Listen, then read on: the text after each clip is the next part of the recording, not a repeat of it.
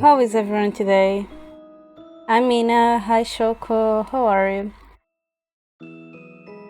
So, today we are going to keep playing Dark Knight. We are going to try to get Kurato's normal ending. I think we are close to it. I really think. I hope. Wait, I forgot to remove something from yesterday. Okay. No, my stuff are still there. But yeah, we are going to continue that. And if we eventually get the normal ending, we are going for the best ending. The romantic ending. The romantic ending. In this game, it's called the romantic ending. So yeah, if we get the normal ending, we go for the last ending with Kurato. That is the romantic one. And when we finish Kurato, I think we are going for Zeikon. I don't know yet, I still need to check, but without further let's just switch and go.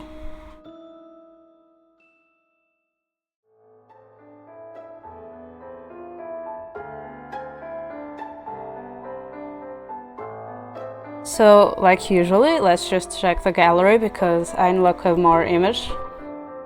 Nothing still on Zeikon, Junuru, and Sashiro because I think these are related to their routes. On Kurato, we have new stuff. So he showed us a photo of he as a kid with his parents before he was teleported to another time. We already had this one. We arrive home and they're sleeping on the couch. He and Blaze fighting was also, it's not new. This scene after Roya dies is also not new. This is also not new. He kisses our forehead and runs to school. No, runs to school? No, this one was... Yeah, this one was to school.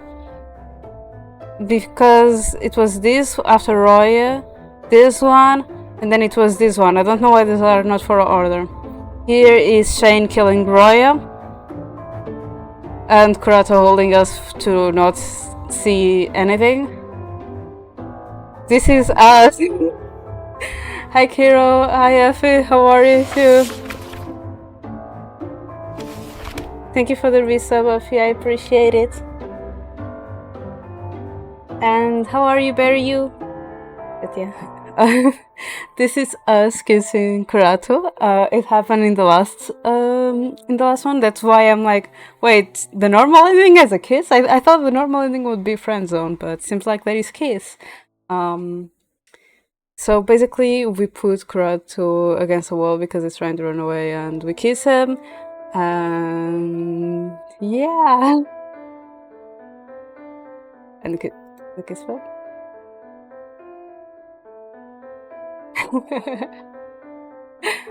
Yeah, it's a little curvy.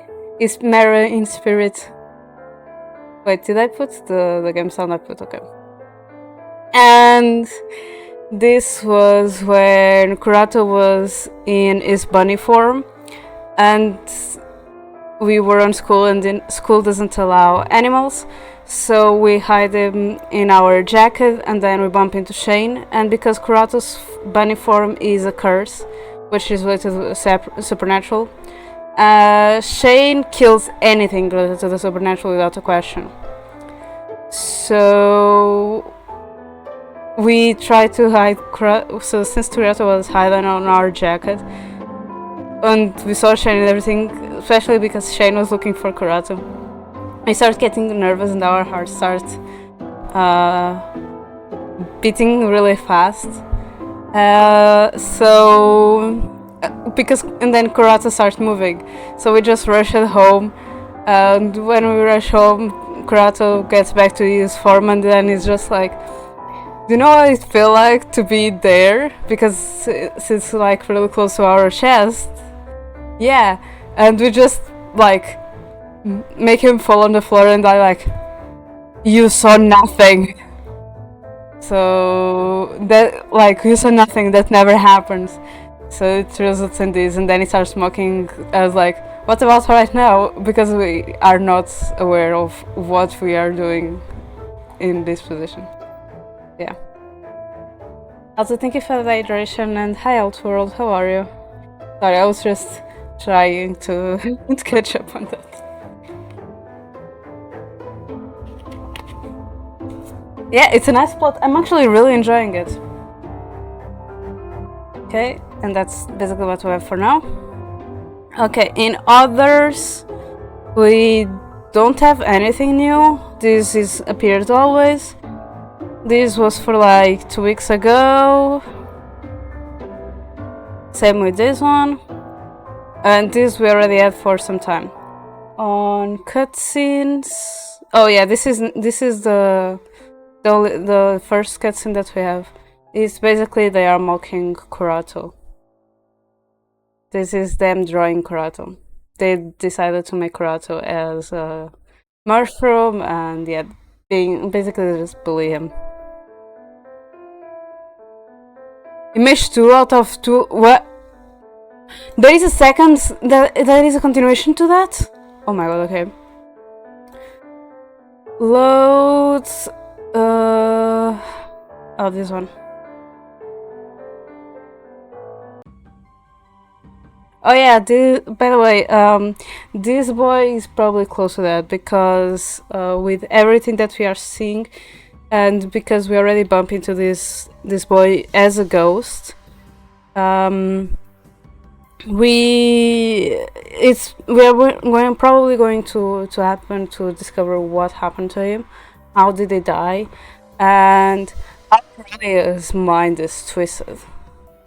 So yeah.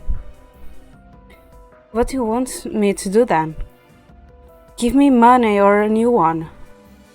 I don't have anything. Can't you leave this already? With a tense expression, Yudai charged again forward to push the girl.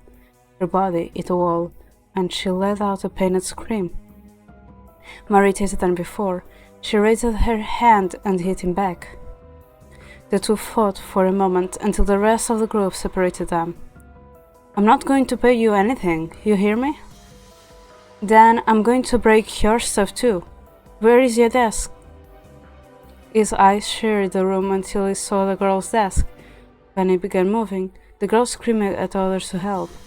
Yudai was already halfway breaking through her things before the boy stopped him. Tears flowed up in the girl's eyes as she glared at him in rage. She immediately grabbed Yudai's cleaver from the table and threw it against the floor. Yudai reacted immediately and examined the object. The damaged handle broke off. A moment of silence, then, silently, he hurled it at her. I could not see what happened, but there was this awful sound followed by a series of screams. Are you out of your mind? Hey, are you okay? I'm so done with you. Stop! I turned away and covered my ears. I had never seen my classmates fighting so brutally. The sound of clashing objects and screams shook my entire body. When I peeked into the classroom again, I caught Yudai's gaze. His bloodshot eyes were looking right at me. I saw his lips moving, forming my name, but I could not hear it over all the noise. I was too scared to get between them. They might come after me too. In the end, I decided to flee the scene and head home. Just before the exit, I glanced back in the hallway. It became deadly quiet. I could see an odd mark on the floor in the distance. After squinting a bit, another mark appeared. When I realized that those marks were bloody handprints, I felt my heart stop.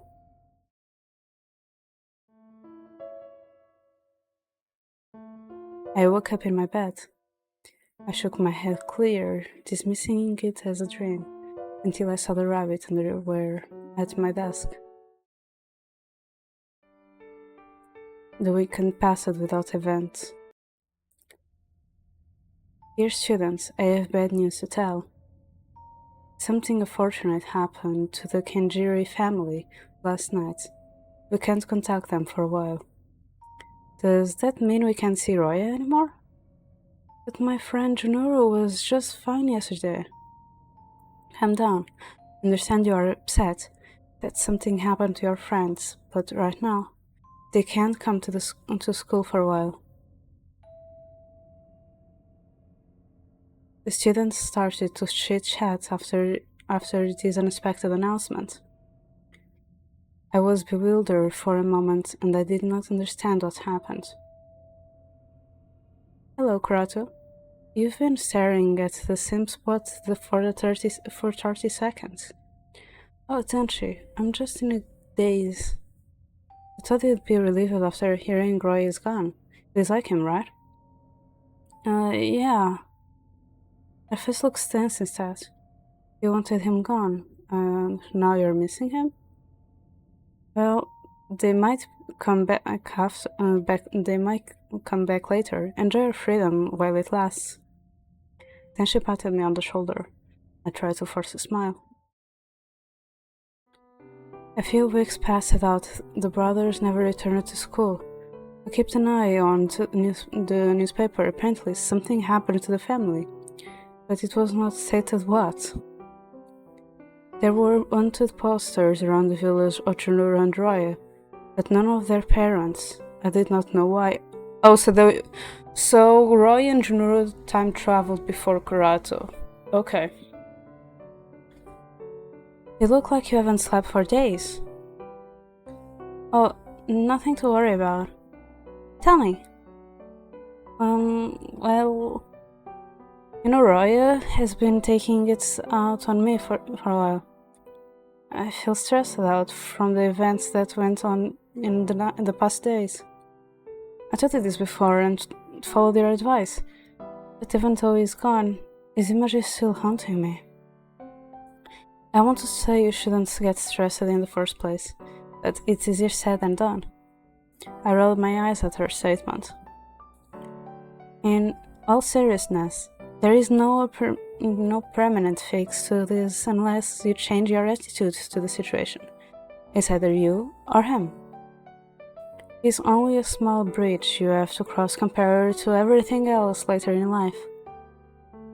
You're telling me there are worse people out there? Yeah, kinda like that. Are you speaking from experience? Razumi smiled mysteriously at me.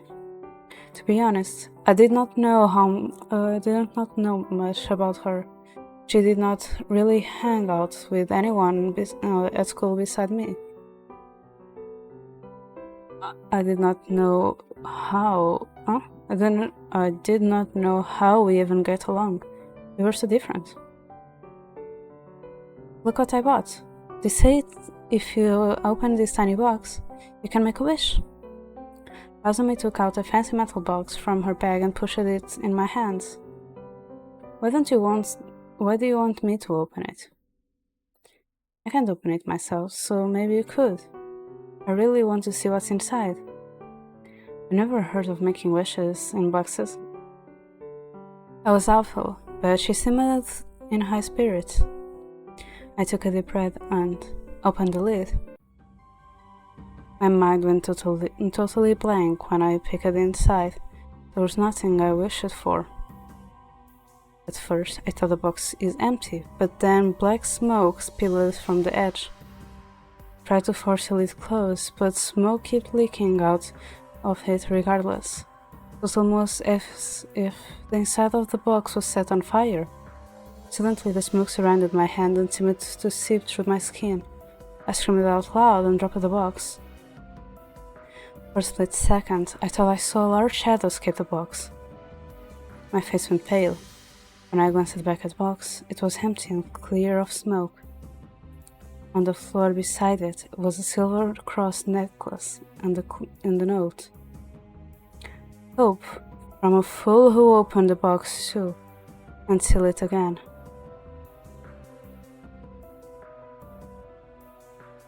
What? I was still shivering. I looked down at my hands, but there was nothing unusual about it. What just happened? Razumi, what did you give me? She looked as dazed as I was. That's why I couldn't open it. Her eyes looked surprised, yet her mouth formed a smile. It was not long before she let out a laugh. I accidentally called her name a few times before she turned attention to me. Where did you get that box? It's a long story. I didn't anticipate this, honestly. You saw that thing that escaped, right?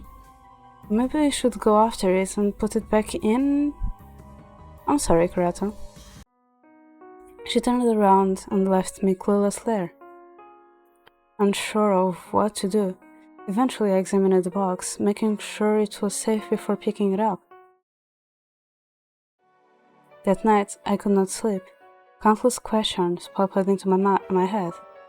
While I was staring at the ceiling, I noticed my environment becoming larger, raising my hand. But instead of a hand, in front of me was a small paw with dark fur similar to a cat's. It mimicked any movements I made, almost as if it were my own limb. I tried sitting up, but for some reason, I had to roll myself over onto my stomach just to do that.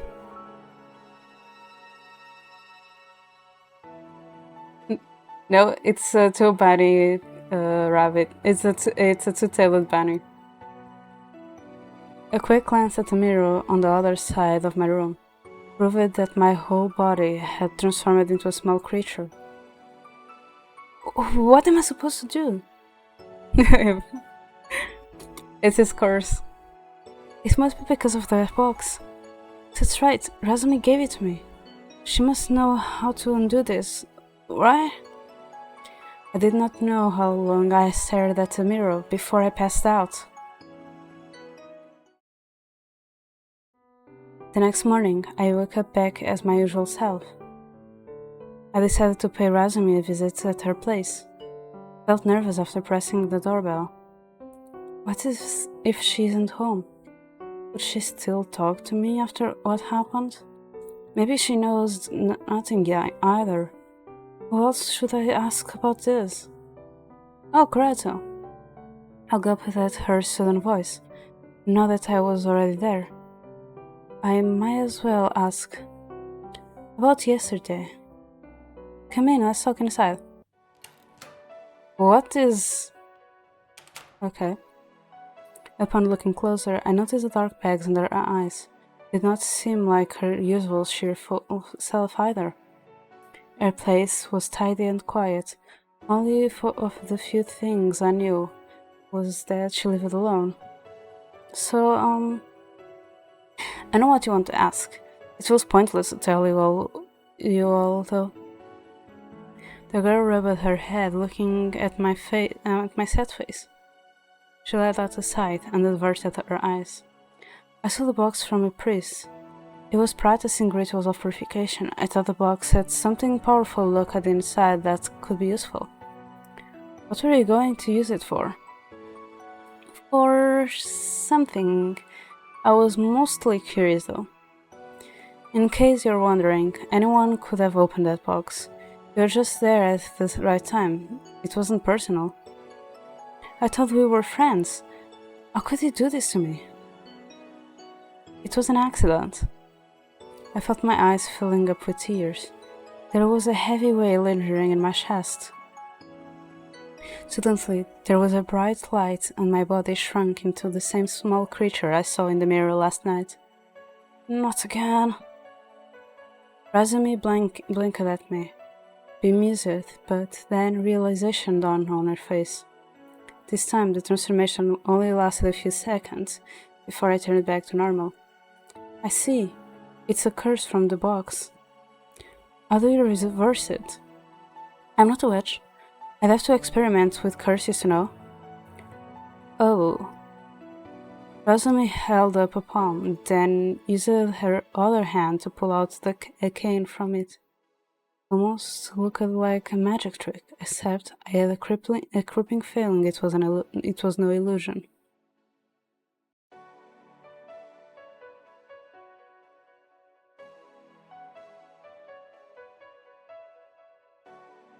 I think this girl is. It's like those girls that are like, oh, I'm so cute, I'm so innocent, and then they're like they were just pretending all alone, and they are like the main villain. I think that might be what is up with her. Her eyes were so cold. I stared at her in confusion. I had never seen this side of her before. I stayed up late that night to practice some things. I can't guarantee anything, but if you'd like to try... I'd rather not take such risks. I prefer going to the priest himself. Don't. Rosamund narrowed her eyes and slightly lifted her cane. I won't say anything about you. You won't find out who took the box. Yes, you will. These people are not dumb. A single hit can lead to the root. My offer still stands. If you'd rather not do it today, you can come back any time you want, or even better, to forget what happened. Yeah, when I bumped into her, I was like, why do you... Because like in the beginning I thought that might be the case for Ikuya. However, I haven't seen anything of Ikuya that would point that out. But Razumi, on the other hand, like, that little thing was even worse because, like, it was what Kurato said, like, she doesn't hang out with other people while Ikuya does. And she's like, she has nothing to do with Kurato, and the way she treats Kurato, like, the first time we bumped into her, I was just like, what the heck is this reaction? I'll take care of the thing that escaped from the box. Azumi gave a reassuring smile. I left her place and went to the library. Azumi did not tell me much about what I can do. It might be better to do my own research. A few hours passed. The sky was already dark at the time I left the library. I found a few books regarding sorcery and curses, but there was nothing related to the mysterious box. Since Razumi can't help, it's really best to just ask the owner of the box. I'm just gonna do something because I need to go to the bathroom, so BRB.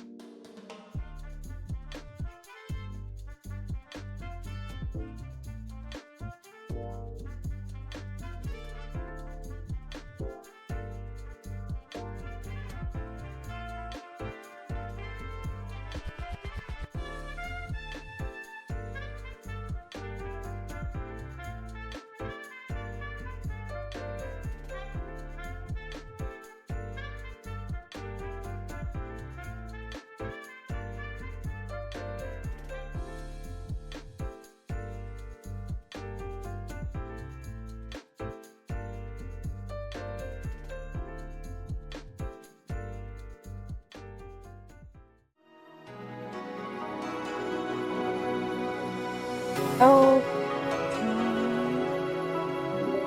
Okay, I'm back.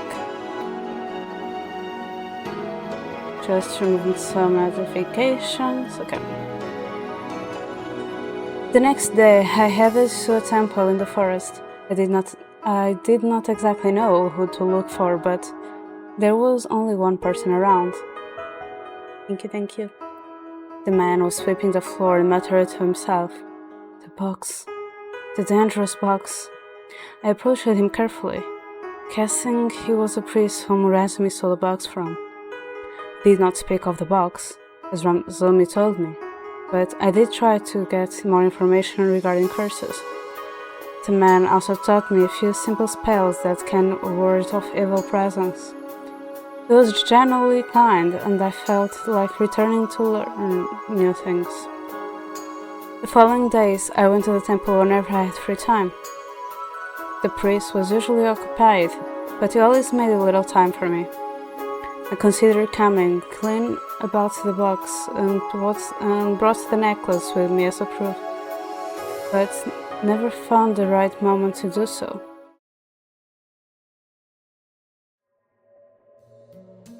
I saw things moving in the background. One night, when I returned from the temple, I saw some strange shadows passing by in a alley.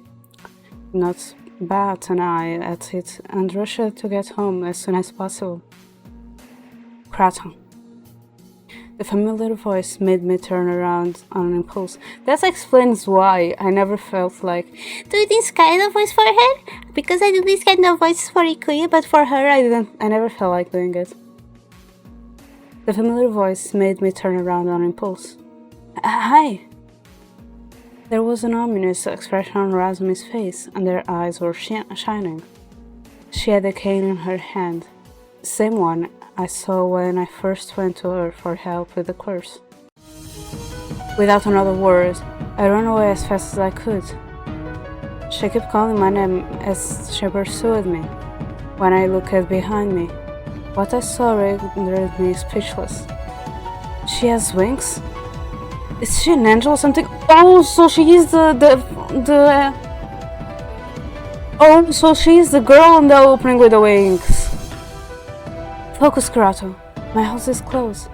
If I look at the doors, she shouldn't be able to catch me. Suddenly, I ran into someone and almost fell to the ground. After running my bearings, I extended a hand to the person I bumped into. I'm sorry. Tenshi? The heck? What are you running away from? Before I could answer, Razumi was already catching up. He threw a cane at us. I cowered down and hid behind Tenshi. A loud gasp made me open my eyes. She killed Tenshi? I held my breath as I stared at my friend's back. The end of Razumi's cane stuck out, having completely pierced through his torso. Blood was already pouring out. Tenshi fell on his knees first, for his entire body collapsed a few seconds later. His teary eyes were looking at me, but he had already stopped moving. She is the girl from the opening. The heck? I was so speechless that I did not notice a large shadow landing in front of me. I looked up at Razumi's surprised expression. Within a fraction of a second, my vision turned black, and it felt as though I was getting stuck in the darkness. The last thing I heard was an unknown male voice shouting in the distance. What happened? What is going on? What? I woke up from the sunlight shining in my face. My body was so heavy, could not move an inch. In my bony form again. I inspected my environment, but there was no one around. It was the same place, but it felt a bit different. Then she's not here. And did Razumi spare me after all? I didn't think I would pass out. What time is it? Honey! Is that Oz? There was a high, pitchy voice near me. Then, out of nowhere, a little girl kneeled before me. Wow, you're all worn out. Let me help you. Please, hang in there. The gentle hands picked me up. I could not even struggle as the person held me tightly in her arms. It was us! So the bunny we had, it was... So when Kurato said I'm sorry, it was really him. Because I was like, wait, was Kurato or Bunny? Why is he saying sorry? Like, why is it like it's nothing personal? So the bunny we had as a pet as a kid was Kurato! That's why he's like, we met before.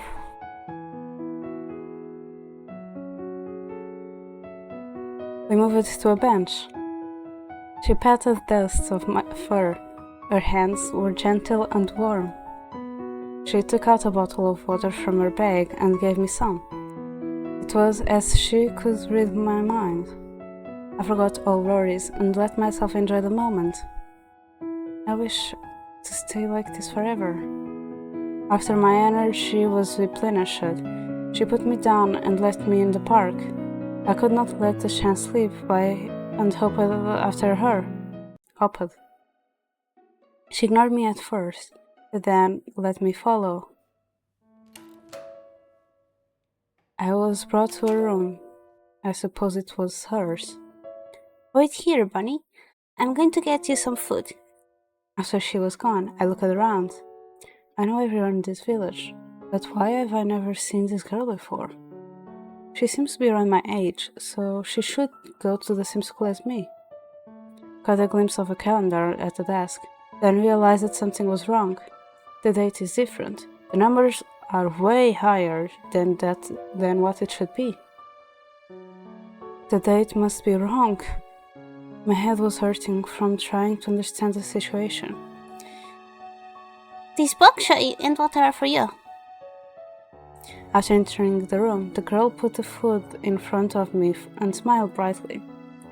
There was something nice about her that made me feel at ease. As I began eating, my worries faded away. Oh, you look so cute while eating. By the way, my name is Viviana. What should I call you? There is no tag or color. She rubbed her chin and leaned down to me. I stopped to look at her for a moment, felt my heart skipping a beat. Are you a girl? I shook my head heavily in response. Okay, you're a boy. Can I call you Kuto? Because you're so cute. I pointed my ears at that name. Huh? Pointed my ears up at that name. She almost guessed my real name correctly. She continued to talk with me even though I could not give much of an answer. I wonder how you end up at the park all alone. Couldn't you be a missing pet? Could you be a missing pet? Judging from this cross necklace. When she tried to examine the necklace, I dodged her hands. She tried again, but I kept avoiding her. Why are you acting so difficult? I want to be sure if you got an honor. Her dejected face made me feel a bit bad. I snuggled against her. Oh, you are too cute. She stuck to my side for the rest of the day, while her pampering made me feel relaxed. I kept worrying that I would suddenly transform in front of her. I knew I could not stay for long. My transformations would only get in the way. I snuck out when Diana did not look. Leaving the girl would make her sad, but I had no choice. It did not take long before I figured that I jumped through time. Exploring the village, I was convinced that a whole century had passed. I went to the address that was supposed to be my home, only to find no building there. My parents must have been long gone. I tried to learn more of this world and making a living in it. I had no place to stay, so I decided to find support at the police station. Because I had no clear background, they decided to put me for adoption. I was lucky that a couple at the office was willing to take me in. It was not easy to blend in the society. Many questioned my origins, and strange rumors about me were going around.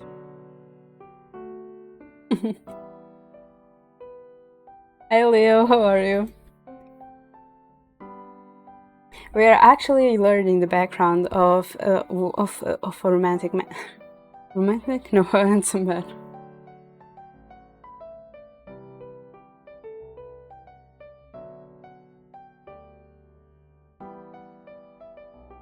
I worked hard to clear the rumors so that I would not land in a bad situation. I often snooped around my parents' workplace. There were several unsolved cases from my original area left aside. Cracking them was just a matter of making deductions, based on my own knowledge of that time. Adults found the information I shared helpful. I even got recommended to help out with investigations. I never stopped thinking about the box and my curse, so I frequently went around, trying to find more information. For some time, I also quickly figured out how the curse worked. The transformation will happen at specific times and only temporarily. So, we are a main character. We are just like a normal girl that is like bored. Like we're like, oh, nothing happens in this village. It's so boring. Like we're literally bored.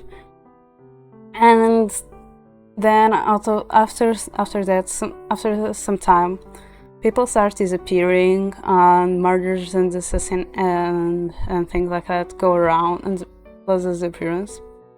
And we bump into 4 different guys that somehow end up being related to it, or because, for example, Kurato is investigating it, and it tells us that he's being our guard because seems like our neighborhood has had the highest number of victims, and we are now on Kurato's. The other ones I don't know yet because I need to pick that out.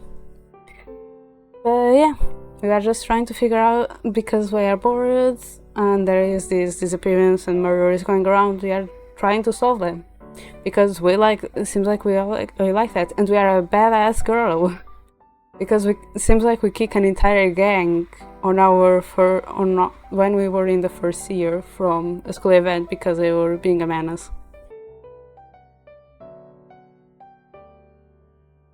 And the things that are happening are related to the supernatural that we eventually find out. Basically, it's basically that. I could never fully control when or where it would happen, but I've gotten better at hiding it. I frequently practiced what the priest had taught me, owning my skills enough that I could hold my own Owning my skills enough that I could hold my own if I were to ever have a supernatural encounter. There were a lot of legends that popped up during the years about ghosts, demons, and guardians. As it turns out, there were more kinds of supernaturals than the angel last time. Take Shane, a hunter I met because of our parents being cliques, understood more about them. Also, right now we are learning about Kurato's past, because Kurato is from the 18th century, and it was sent back to our time, and it was sent to our time with a curse when it was 7. So we are literally learning about his past right now. So the subject, the I subject in this is actually Kurato right now. Years passed by. I managed to climb the ranks of the police force, and eventually was given a promotion. I think there are actually 3, because Kurato is from the same time as Roy and Junuru. Junuru is another relatable character, and Roy and Junuru disappeared mysteriously some days before Kurato. And Kurato has bumped into Roy in this time zone, and we also bumped into Junuru. So they probably time travel before Kurato. So yeah, there is time traveling. But I don't know about Roya and Junuru because I didn't know anything about them yet. But for Kurato, he doesn't even know how he did it. He assumes that the person who cursed him, basically Razumi, is the one who sent him in time as well. We are not sure, we are just learning about it now. I managed to climb the ranks of the police force and eventually was given a promotion. Not to become an investigator for justice and save people. It felt like a dream come true. Congratulations, Kurato, you've earned this rank. Soon you might be a special investigator, big boy. That will take some dedication, and some decades. Not particularly talented, it's all hard work. There is another boy around your age working in the same section. His name is Shane. He is not much of a social butterfly, but I hope you get along. Yes, sir. After the promotion, I got invited to a training camp. I met a girl named Patiko. She was my first partner. It was nice to talk with someone with similar goals. By the way, you two will be working under two special investigators on a mission. Lately, there have been a few reports about a man-eating demon in the forest. It was probably caused by something else. I suggest not to take it too literally. Ideally, the goal is to confirm that the rumors are false and calm down the villagers. I expect good things from you both. I'm capable of it, sir. Two officers older than us entered the room then. Even though they introduced themselves, their names did not stand out much to me. Investigators usually work in pairs, but this was the first and last time I did. One of our seniors was a friendly woman, the other was more of a grump, his face constantly fixed into a grimace.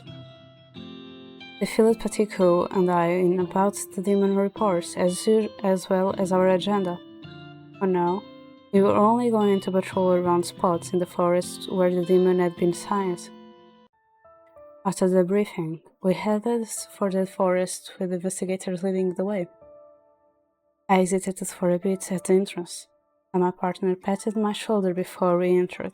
It seemed she could tell I had never been in this environment before. I did my best to look confident in front of my seniors. As we went deeper in the forest, the seniors went off the path. I had no clue about the directions, so I just followed them. There was nothing really extraordinary in the environment.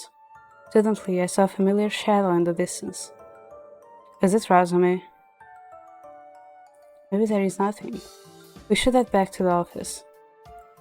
We're not going unless I say so. We haven't explored the west side yet. Come on, Kuro. Don't look so tense. Besides, walking around the forest is definitely better than those training squads back at camp. Panic only built within me. Every time I turned to look, the shadow seemed to be getting closer. When I turned to look, my partner was no longer beside me. Patiko? Investigators widened their eyes, both called for her name. But there was no response. Kurato, you should head back to the camp and report. Report what? If she's a real officer, she can find her way back and on her own.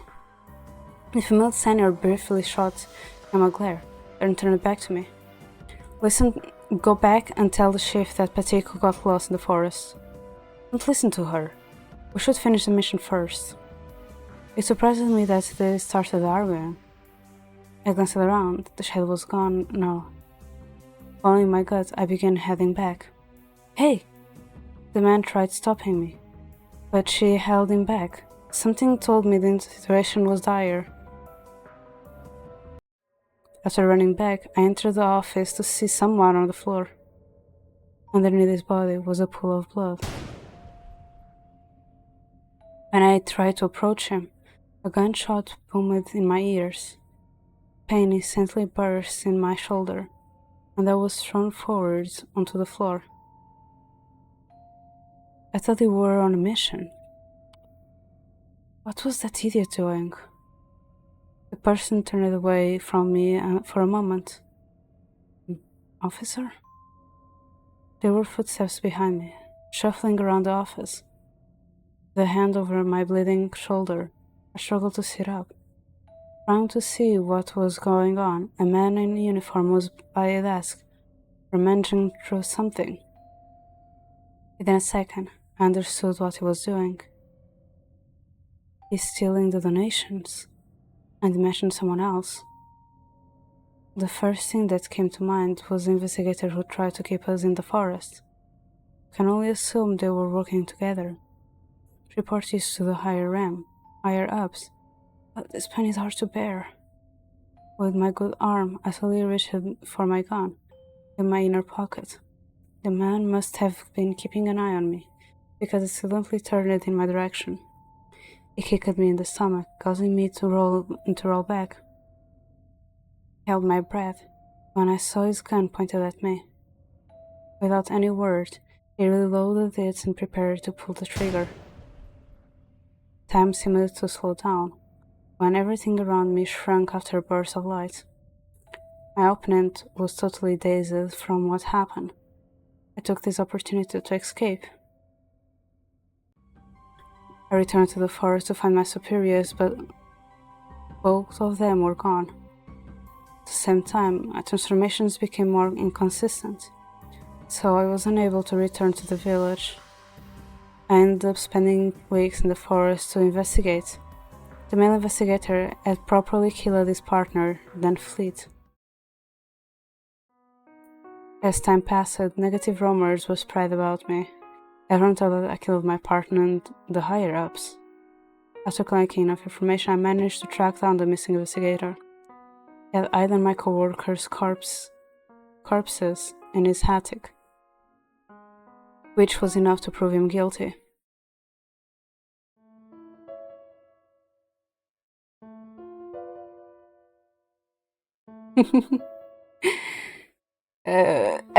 To be fair, I actually don't think it was very big. I think it was the shirt that was around the same color as his skin. But we have already seen him with only a towel around his waist, so not the first time. So I turned him in and got promoted to investigator. Kurato buries his face in his hands. I wrap my arms around him and gently stroke his back. It's difficult when people are involved. I had many thoughts during the story. Kurato's life was one unfortunate event after another. If I had known, I would have done so much more back in my childhood. It looks up and touches my cheek. I realize it was wet. Why are you crying? Oh dear, I knew I shouldn't have told you. No, you should have told me this earlier. I always thought something bad happened to the bunny. We were concerned to the bunny this whole time. I couldn't sleep for days. Oh, I'm sorry. Don't leave my side ever again. Kurato smirks and pulls me into a hug. Even though I said that, his actions made my heart skip a bit. Kurato rested at home the following days. Soon the day of the school ball approaches. It takes a while before I finally muster the courage to ask Kurato to go with me. This is quite an unusual request for your guard. Look, do you want to go or not? You're asking the obvious. He leaned toward my shoulder to whisper into my ear. Yeah, sure, you only care for animals. Yeah, sure. I'm waiting here, Cinderella. Then prepare my shoes, butler. Sorry. That Saturday night, we walked to the school since Kurato is basically homeless and cannot even afford a bicycle. Once we are at the school, we see many students in fancy wear arriving in fancy carriage. While it does make our own entrance feel flat, at least ours is unique. Sergi, I didn't expect to see you here. What? Am I not allowed to be here without a date? You really couldn't find anyone? Just kidding. I'm here as discipline committee member. It won't be time for any flirting. Oh, at least have some fun. Thank you. I'll enjoy myself later.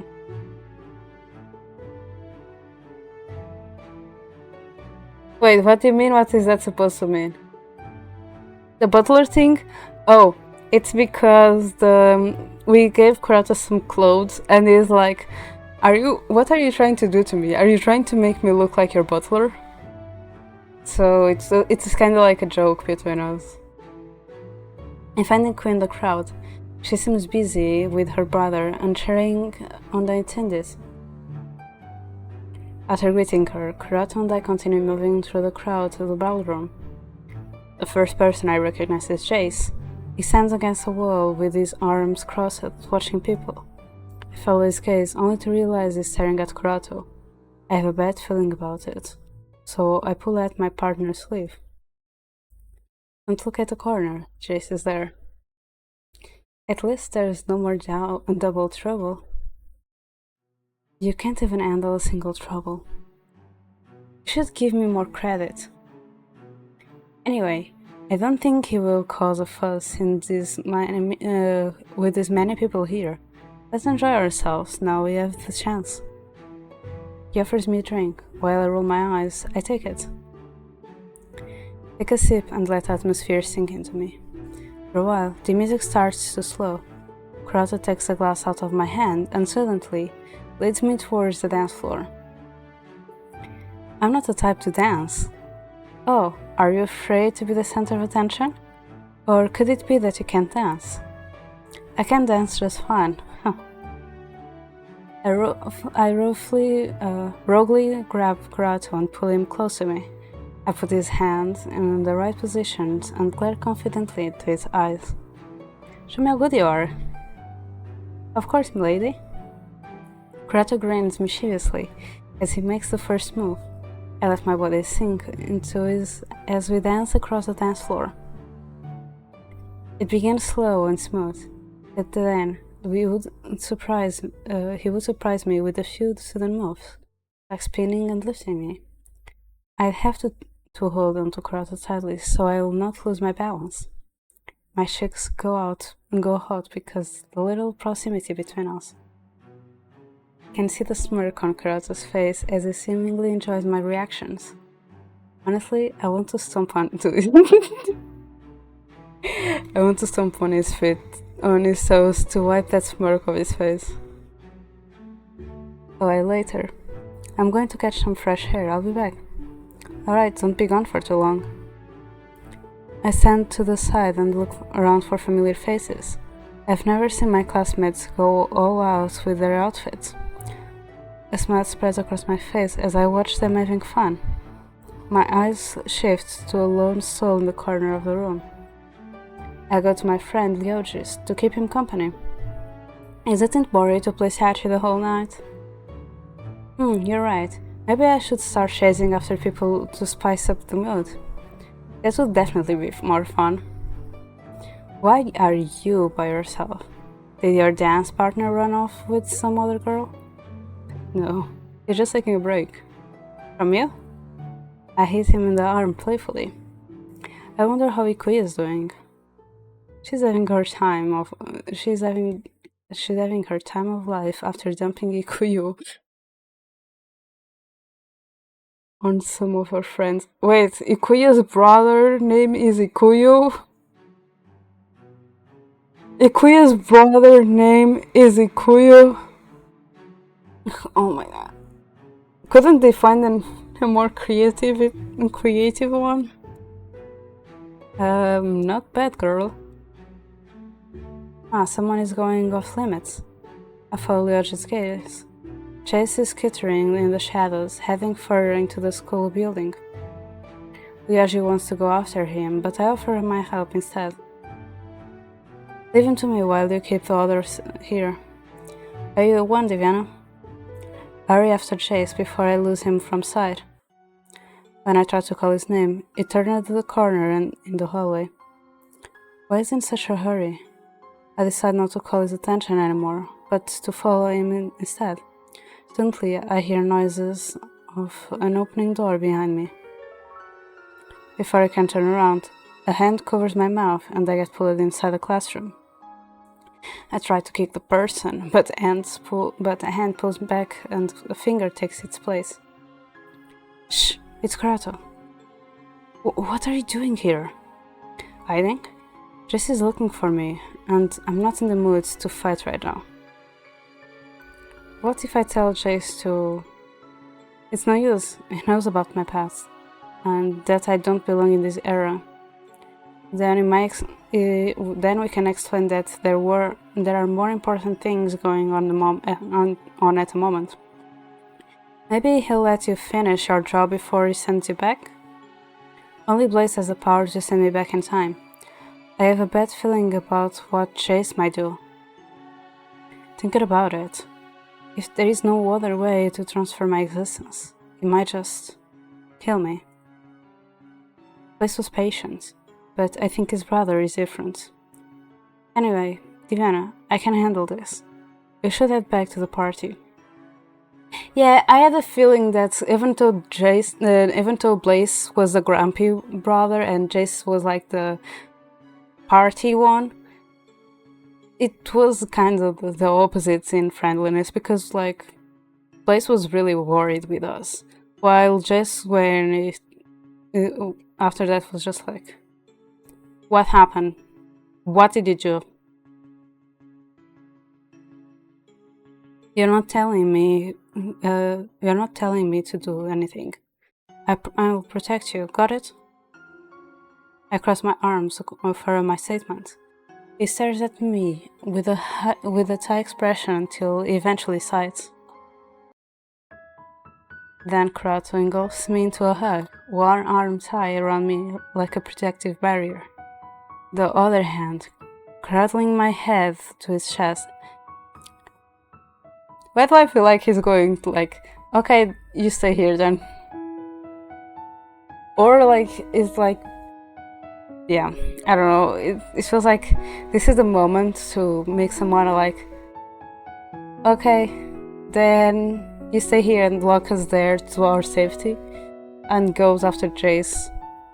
Hearing his heart beating rapidly only makes my cheeks utter. This is a damn time to confess, but I like you a lot, Eviana. It hurts to see you worry, even if it's for my sake. I don't want to be a toxic influence on your life. I'm doing this alone. Call me a fool if you want, but it's the only thing I can do for the ones I care about. I push myself off his chest, took up his cheeks, then look at him with determined eyes. If it's your choice to run away, then it's my choice to go with you. Kurato places his hand over mine, his expression softening. Wow, we changed clothes! Once we leave the classroom, a shadow waits in the hallway. Chase stands there with his arms crossed, glaring in our direction. I move protectively in front of Kurato. Huh? I know what you are up to, Chase. This isn't the right time. Hi Isa, how are you? Thank you for the lurk.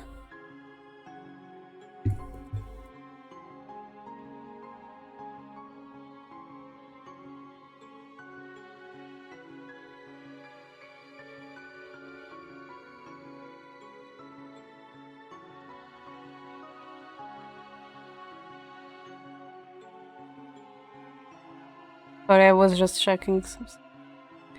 Time doesn't erase mistakes. I'm just here to do my job. There are still important things I have to do. If you erase me now, the village situation will only get worse. Spare a breath, trying to convince me. You're just saying that so I won't kill you. Their hair is kinda similar though. Josh raises a hand, his bandages unwrapped by themselves, revealing a bright metal glow underneath. There is no light in his eyes, and I can tell that he will not be living until blood is shed. Wait, we can't fight here, the students will... Yep, the space around us drops, flooded with the color red. While it looks like the same building, I get the odd feeling that we were somewhere else. Welcome to the alternative world. It is real, but at the same time, it's not. Whatever we do here won't affect the real world. How do we leave? That's for me to decide. Kurato, I will hold Chase back while we escape from here. Both Kurato and Chase look at me as if I had suggested to throw a kitten in front of a lion. Kurato pulls me towards him, frowning. What are you thinking? I'm not leaving you. Cutting him off, I whisper to Kurato about my plan. Admittedly, it is not a proper plan. It is just to buy us some time. Kurato will attempt to send Chase away, just like what he did to Blaze. If Chase controls this space, then it will probably disappear once he does too. I have no way of confirming this, but it's the only thing I can think of. While Kurato is making preparations for his spell, I walk up to Chase. Come at me. Alright. Chase swings his claws through my head. It takes me everything just to duck onto the ground. There is no escaping from his claws, though, until a glowing circle appears above my head, blocking it. Remember Kurato casting these spells during his previous fights? It must be his way of supporting me. Chase's claw has so much force that it manages to break through the shield anyway, but I roll away and dodge in time. Oh my god, I can't read! Without Kurato's help, it would have sliced my arm. It's really not going easy on me, is it? More circles appear around me as Chase continues on the offensive. I cannot find any openings, so all I can do is evade his attacks as he keeps on swinging. It is hard to keep my focus as I get pushed back. Then I hear Kurato shouting at me. He's done sooner than I thought. Diviana, back away! I look behind me to see a mass of shadows rushing toward us. I'm too slow to react, so Kurato casts a large barrier around me. Meanwhile, Chase gets engulfed in the darkness. Our surroundings then start to shatter, as though it is nothing but a mirror. The red vanishes in a flash, and the hallway returns to how it was before. What the... Kurato grabs my hand and leads us through the halls. His hand feels clammy from sweat. Kurato, did it work? Even if it did, it's just temporary. Only Blaze... Jesse's experienced with moving through spaces. He pauses between words, appearing out of breath. Soon he slows down his pace. Before long, an unconscious bunny is in front of me. I scoop him up in my arms and walk towards the main wall. So he's cursed, huh? How tragic. Chase appears right before me. I slowly back away while holding a tiny body in my arms. You know what? After everything that's happened, I changed my mind. You must already be aware of the zombies in this village, and that we are after them. One of the main reasons we are here is because of them. The problem is that there's too many, especially since Blaze isn't here at the moment. Chase glances down at Kurato. He wants to help, doesn't he? Alright, I'll give him a chance. If he does his job bringing peace back to the village, I'll let him stay. How will we know you won't go back on your word? Chase chuckles at my reaction and slowly walks towards me. Do it, and I'll help your friend with this curse. I widen my eyes at his offer. I have some interesting connections. Well, it's either that or I take Kurato off your hands right now. Fine. He gives me a familiar smile before turning his back to me. I hope Kurato agrees to this decision, I had no other choice that would save him. I knelt down to pick up the bunny. Uh-oh. Please tell me it's not Shane. Footsteps from another direction approach me. Oh no! The sight of Shane makes me sweat. What's he doing here? Did he witness everything? He does not say a word and stares down at the bunny I'm holding. Seconds pass by. I get ready to explain, but he cuts me off. I see how it is. Take care of him. Let me know if anything happens. But why is everything working out so well? Shin pats my shoulder and turns to leave. I decide to leave the party early.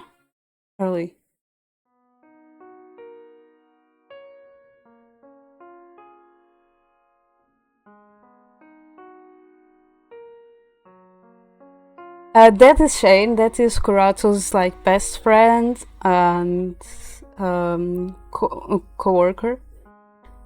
And Kurato never told Shane that he was cursed because he thought that Shane might kill him, like he saw Shane do with other people that was close to him before. So I also thought okay, we are doomed now. And Jace didn't kill us, then it's Shane that is going to kill us, because So I'm really intrigued with.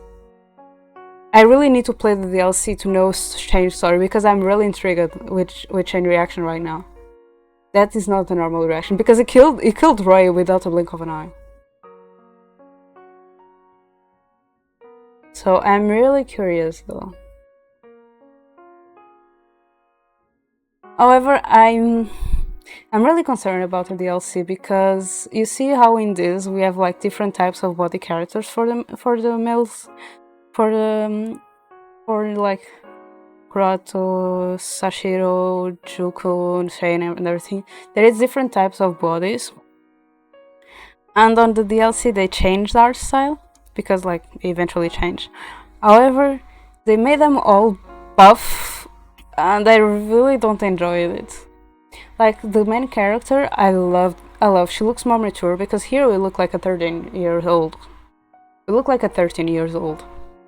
Except when we are on the desk, on the character sprite we look 13, but in other times we look 16, even though we technically are 18. But on the DLC, we look so much mature. I love and so much sassier. However, the characters all look so buff and so different that I'm just I really don't like how they look. The thing is, I don't mind the buff, but if it's too much, yeah, no. Let me see if I can show what I mean.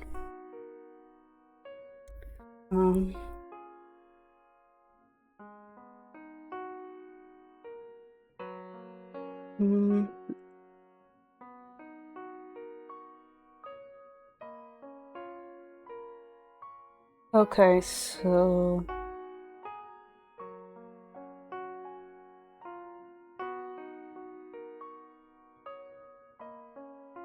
this is Roya. This is Kaishi. Kaishi is the best. Out of all the new redesigns, Kaishi is the best, but also yeah, I like way more our character. Let me just show.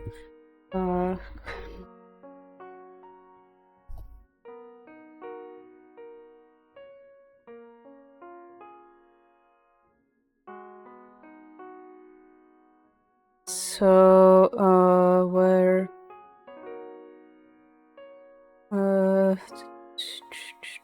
Okay. So, here's the difference. This is how we look right now on the left, which is we look like 13 years old. We are 18, we look like 13 years old. However, in situations like this and this, we look older, we look 16, 18. How we should technically look, even though our character technically looks like this. But then but like the new design that is like after some time has passed, it will look so much better. Will look so much sassier as well. It fits our personality so much better. It's not only the big guys. It's not only the big guys. Like the baggy clothes, the literally we have chests. There we barely see any chests here. The face, even like the face, like here is more like circly. Well, like more soft curves, while here is more edgy. And the hair too, like I don't know. I like it more. But yeah. So yeah. We put Aishi so you know. Let's see. So this is Kaishi young version on the game that right now, and this is on the DLC. There isn't that much difference. I don't have any problems with it. Now, this is Roya.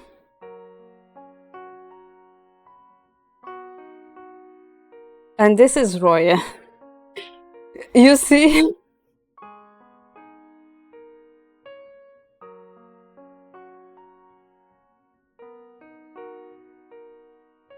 Yeah, Kaishi's drawn better, yeah. Like, I love this expression. Like the huh expression, I love it. Where does it look handsome? Here? Or here? In which one of them? Buff or no buff, Mina?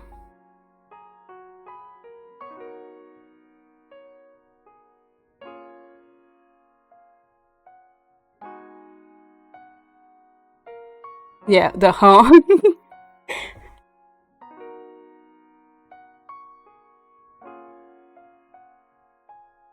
Also, this is a DLC that is still in a work in progress. This is how they change things. Oh my god, I love this emote. Oh, okay, here it is. Here it is. They don't have a side. Yeah, they don't have a side-to-side comparison. But look at all the cars. Even Sashiro got buffed. Even this guy, this one. Also, this one is another one that I don't know anything about him yet. I'm still to learn. It's like even he went to this. I think I just got a spoiler. So Sashiro seems like he's not a child. So we can go for him. There is no concern about him anymore. He looks pretty, actually.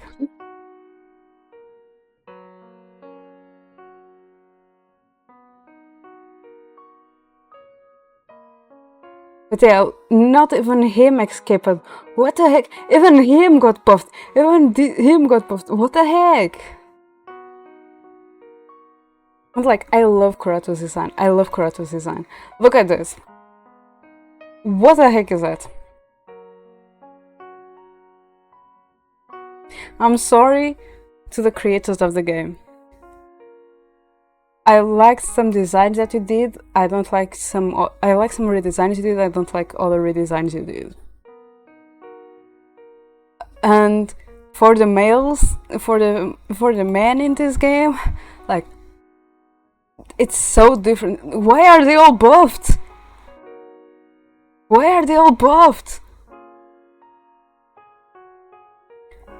Only Zakon and Shane should be buff. Why everyone become buff? Like, even he isn't even that buff. He's buff, but isn't even that buff. Because look at him. This appears on the opening, so this isn't a spoiler. This appears on the opening. And Shane too, like, Shane... Okay, he has all that clothes, but it's probably buff. I can see him being buff. But the others... Why does everyone need to be buff? Like, look at Ikuya. I love Ikuya. She looks so much grown up as well. But the guys that we date, even Ryoji, that is already just a friend. It doesn't even have any dates. You can buff. Oh my god, even Jason plays. Oh my.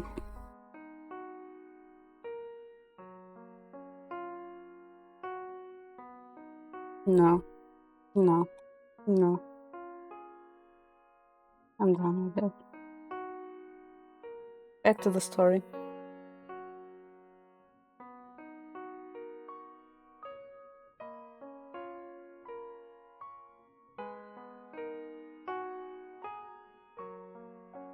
It is difficult to carry Kurato around for the rest of the night, and I do not want to bother explaining to Ryoji and Ikuya how I have seemingly exchanged my date for a pet rabbit. Besides, I am worried about Kurato's condition since he had exerted himself earlier.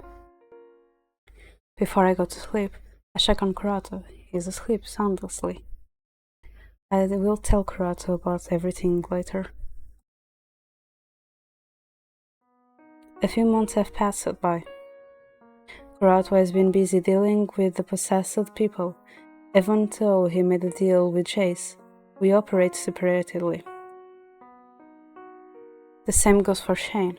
Even though he let us go, Kurato still felt uneasy for lying to him. During this period, I saw Blaze coming back to class. As Jace assured me, the twins are no longer pursuing Kurato. With more people working together to deal with the problem, the number of investigations have been decreasing.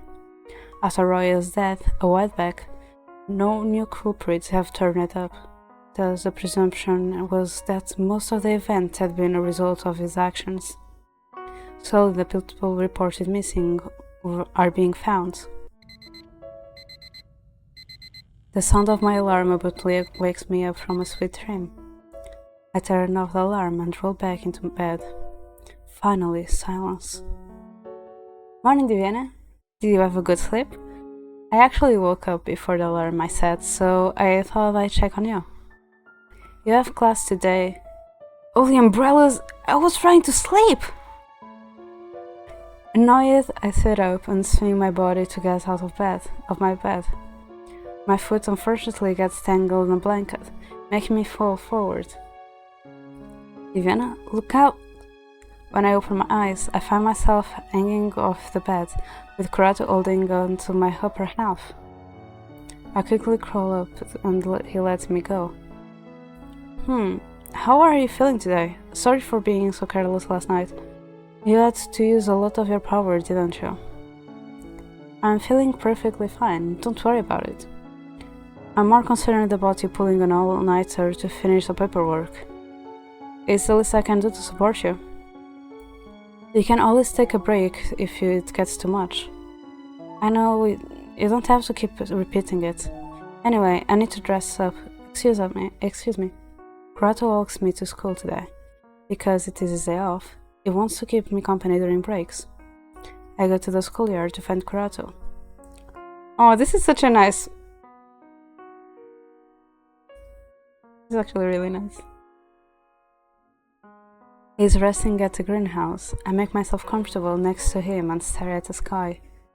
Do you think you're capable of actually attending your classes now? Well, the work is almost done, so I'll have more free time in my hands. I'm considering it. Is there anything else you're holding back from me? I'm not sure if you do want to know. Tell me.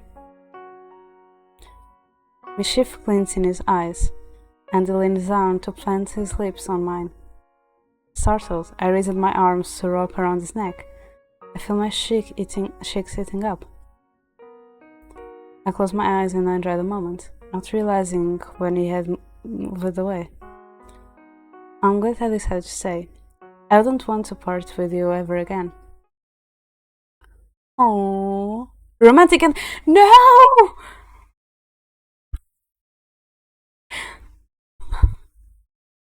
I wanted a normal ending.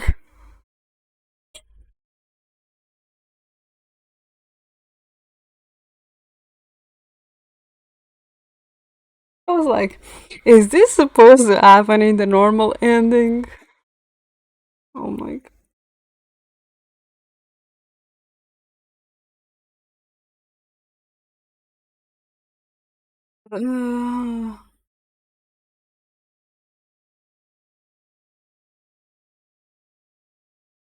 Yeah, I miss high school too. High school was actually a good time for me. Achievement, sugar, spice, and everything nice. Why can't I get the normal ending? Why?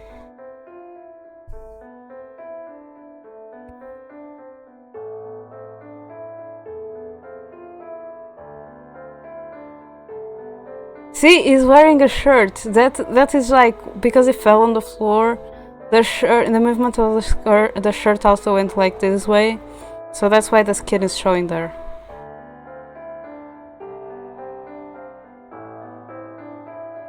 You were so cute as a child.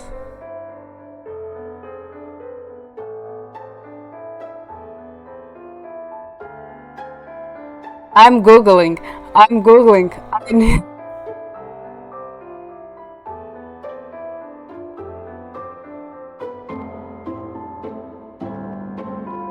Okay. Why can't I get?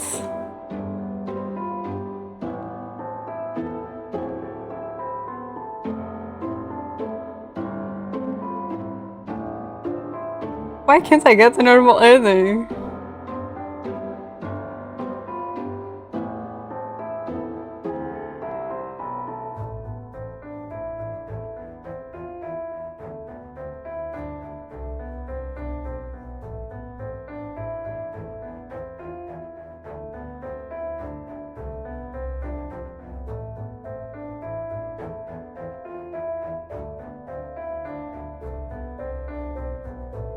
But I want to get all the endings.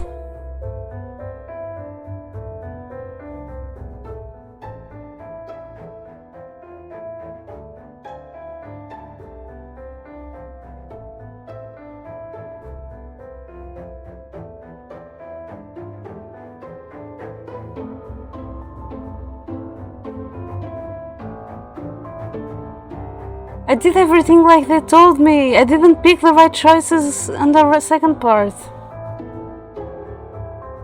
I don't know. That's the thing. Like last time, I tried to do the normal ending, and I ended up getting one of the bad endings again. So I restarted it and like follow, and so I checked it, and I was like, okay, I have to do good and bad choices. And that was what I did now. It's like I literally copied to a paper what I should have done, and I did that. How did that person got a normal ending and I get a romantic one?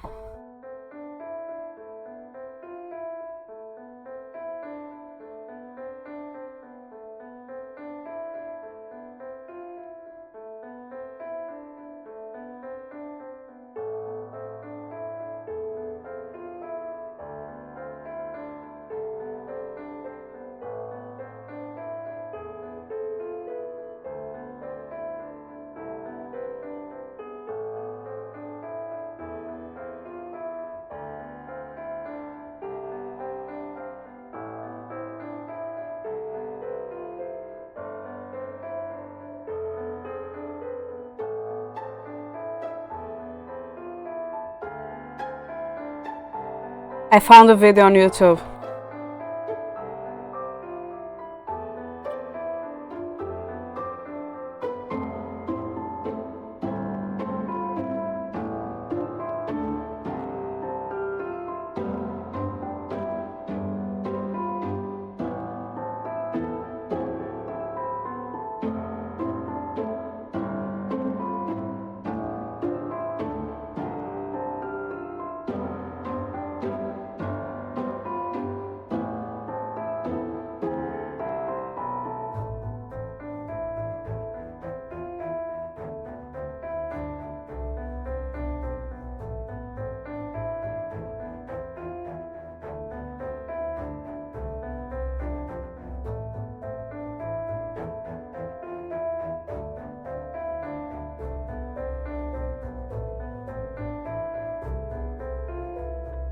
Please tell me the person wrote the answers because I can't do this myself.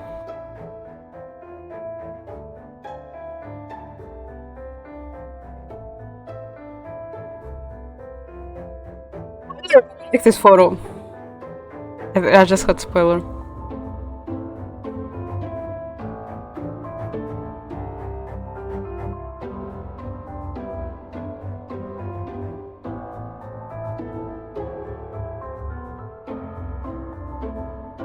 Okay, so kitchen, guest room, investigate the noise, offer my help.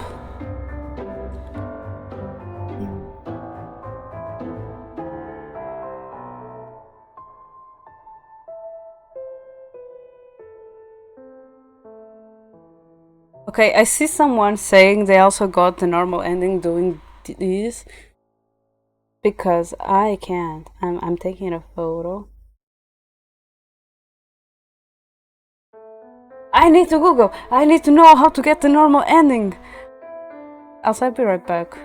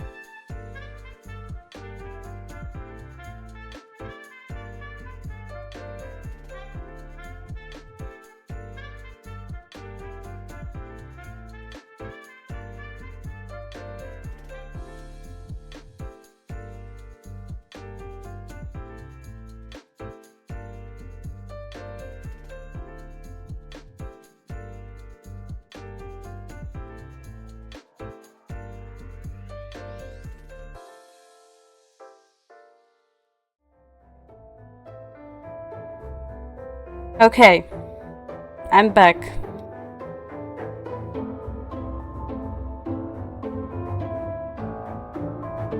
I'm gonna do something that I don't like to do, but it's just because this is like the third time that we are trying to get a normal ending. And I was supposed to read through all this stuff when we get a good ending. When we get a romantic ending, I was supposed to read it everything. So I enjoyed it more. But right now, I'm gonna do something that I normally don't do. That is, I'm gonna skip everything to the choices. Because I'm so really it's starting to trigger something. Because I'm like, why can't I get the normal ending? Should be the easiest one to get. Besides that, I'm desperate. My answer is still no. Hi Wit, how are you? I'm not cute, you coward. Hi Waker, how are you too?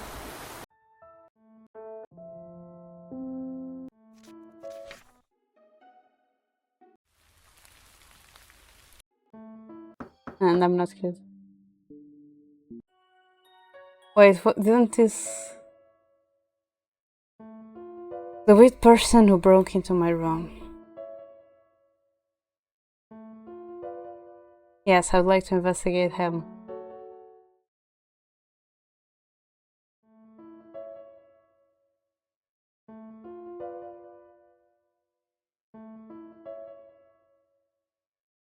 Okay. Thank you for the stretch and hydration and the posture check.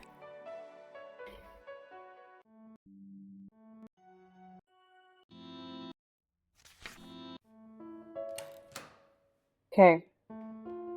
So let's do this and pray that this time. In Portuguese we say a terceira vez. Basically, our version of the third time is a charm. So let's hope that the third time we get a normal ending. Also, thank you for your redeem, Waker. I hope it was worth it and my mic didn't cut. So we go to the kitchen first. No, we save again. Now we go to the restroom, the guest room. I'm not cute.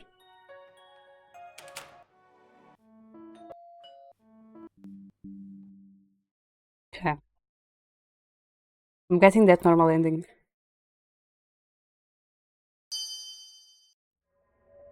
What did we do? Oh yeah, we offer our help, otherwise we die. I forgot.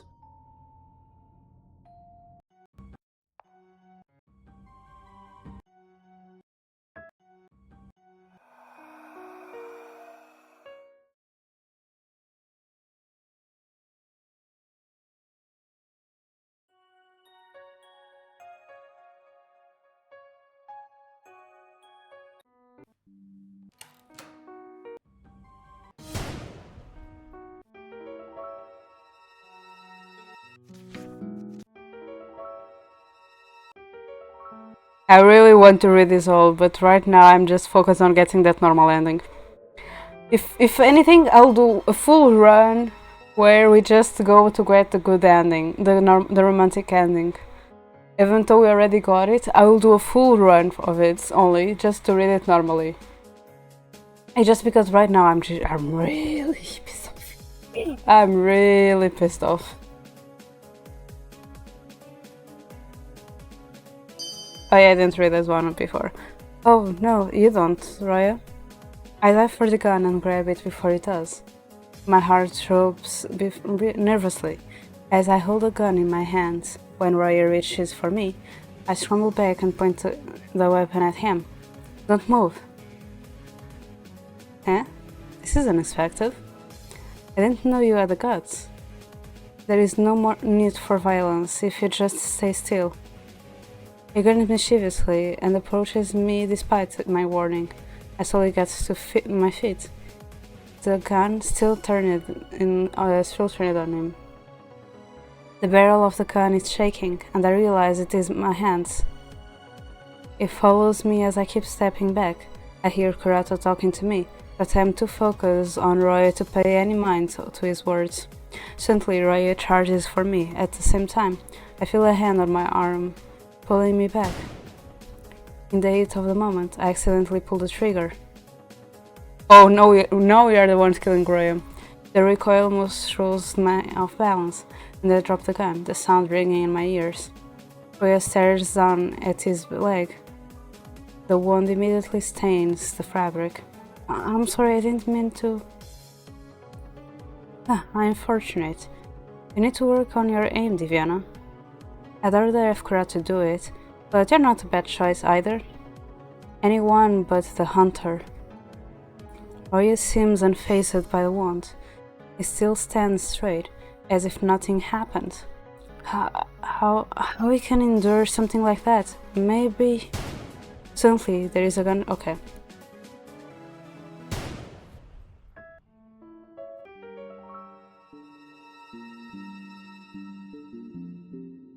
I'll grab the gun, talk to her...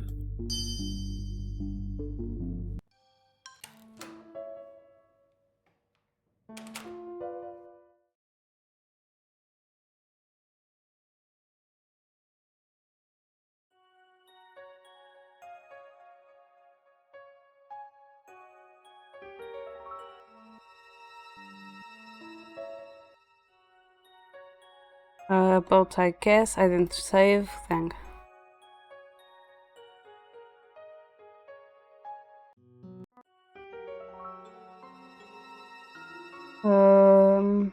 Give him your sandwich.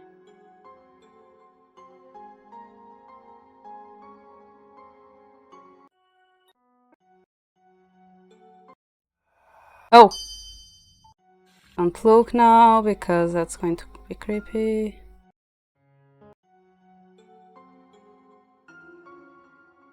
Okay. Let it be Kaishi. Distracting Kaishi would probably be easier since I know him better. The easiest prediction is that the exits are blocked. I can give a try, maybe bump into the one with the guys. After a short while, I almost reach the exit, but no one is there. I choose to go in a different direction and notice someone waiting. To my relief, it is Kaishi. We make eye contact, but he does not try to grab or run from me. I approach him slowly. Hey, Kaishi, would you let me through? He answers with a simple nod and averts his gaze. That was too easy. Seems like he allows me to leave, but not Kurato.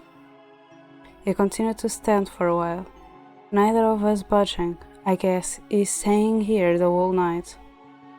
Mission accomplished? No. I have to distract him for Kurato. I need to make sure he stays here. Are you waiting for someone? No, I'm just admiring the hallway. Sarcasm in his voice is clear. Even though he looks so different, he is still the same Kaishi. I wonder why he is not walking around, but then I remember Blaze mentioning his poor tracking skills. It makes sense for him to stay in one spot. He leans against the wall and crosses his arms, probably bored of waiting. Glancing at me again, he speaks in a relaxed tone. Why don't you go home? I'm waiting for someone too. Who might that be? Someone. Did you know that I can read minds? You must be kidding. If you plan to escape with that guy, it's a wordless endeavor. I've looked at all the exits. You two won't win this game. Someone's confident. No one escapes death. Everyone has to face it someday. I don't understand why you people look at it as a horrible thing. Death is sort of a taboo, you know? It's not something I look forward to. Kaishi closes his eyes and makes no further comments. Since you're after him, what kind of crime has Kurato committed to deserve such a punishment? You don't need to know. Why not? Jeez, stop being so annoying, little girl. I can't simply reveal someone's history. People deserve some privacy, you know? I already know too much. He's my guard. If he's hiding something dangerous, isn't it better that I know about it? Call me little, when you barely reached up to my shoulder in your tiny form. Good night, Mina, sleep well. He twitches his eyes and moves closer, standing so close I can see how tall he really is. My eyes are not even level with his chest. When he bows down and speaks in a mocking tone, I take a step back. Suddenly not so mighty anymore? His tail sweeps around as he rubs in chin, looking amused. I do not know what he is thinking, but it seems I have all of his attention right now. Kurato will get there here eventually, since I get to speak with a real Shinigami. I may as well make the most of it. I expect you and Blaze to know each other. I haven't seen him in a while. He said something about people dying because of you? Shouldn't take things so literally. It's not like that, okay? Then what is it like? Well, one way or another, zombies appeared in this village. They shouldn't belong in this world, so someone had to deal with them. That's a part of my job. Then Blaze and his stupid brother showed up and started taking out my targets. I'd be a lot less work if you let him help. It isn't that easy. Any souls collected by that guy go straight to hell, while I send them on to another life. For that reason alone, I dislike him.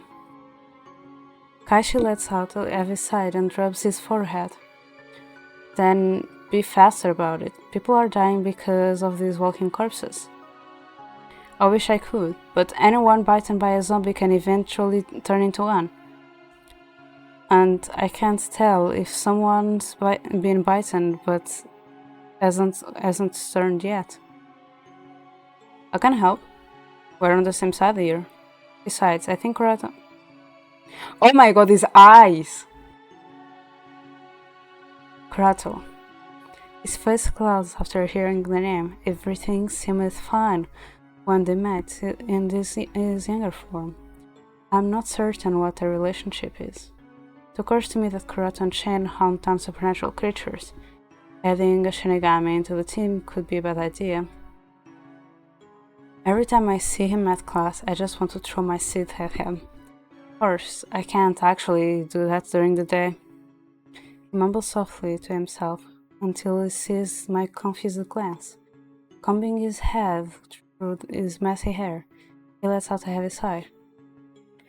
It's not really to do the job, but more of a personal thing. Believe it or not, I used to be a human. Right up until Kurato got me killed. So you are Tenchi!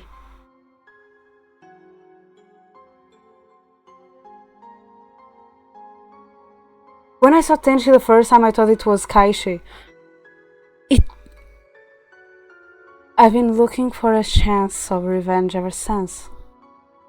But how was it Kurato's fault? I was just passing by when a creature he was fighting with stabbed me, and Kurato kept running. He was supposed to be my friend, yet it just left me there to bleed out. Kashi's voice cracks with emotion as he speaks. Doesn't sound like he meant to hurt you. Does it matter what he meant to do? I meant to return books to a friend that day, but because of him, I didn't live long enough to do it. It doesn't sound like there was anything he could do. I doubt he wanted to leave you there. My voice falters at the end of the sentence. I notice he's getting even more moody. Did I go too far? I was only trying to distract him, but it seems to be making him agitated instead. To be honest, it is not my place to speak in the first place. At that moment, I hear a familiar voice calling my name. Turning around, I see Kurato approaching us. Though I am not sure whether to be happy about it or not. He has a strained expression. He probably heard our conversation. Why else would he be making a face like that, if Kaishi was telling the truth? You took your time getting here. Kaishi's lips form a devilish smile as he shifts his attention to me. I step aside, a little worried about what is going to happen. Where's Blaze? He's gone for a while, but that is not important right now. I was more worried about your safety. Maybe you should go. Kaishi is not getting away this time, Kurato. Kaishi immediately throws his seat at him. I'm shocked by this quick movement, but Kurato managed to dodge. The seat unexpectedly swings around like a boomerang, and the blade stabs itself in his back. He clenches his teeth, trying not to scream. I'm surprised you are not defending yourself. Perhaps you realize that you deserve it. Kaishi, stop this. What's the point of fighting over the past? As if I could escape my own memories. Blood on your hands is a very beautiful color to remember. Don't tell me you've forgotten all about it. I wish I could forget. I never thought I'd see you again, Tenchi.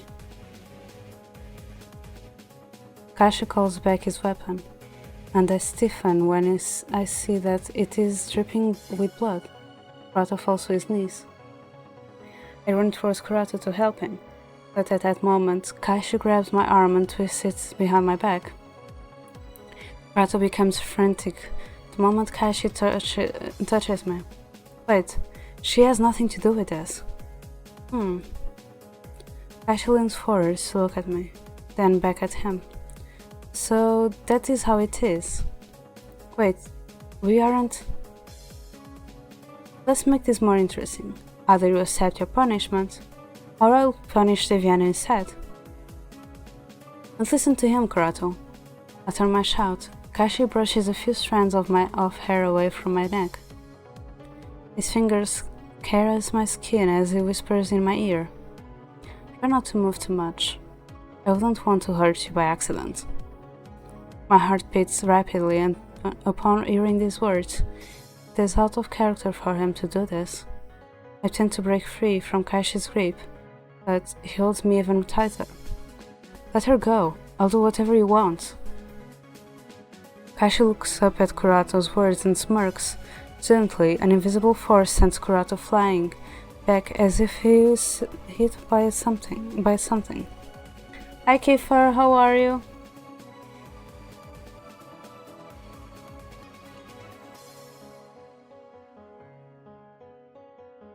Why are your emotes so out of sync? Why is the twerking emote so out of sync? You're welcome.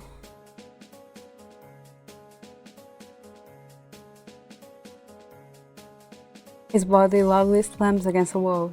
As painful as it looks, Kurato still managed to stand up.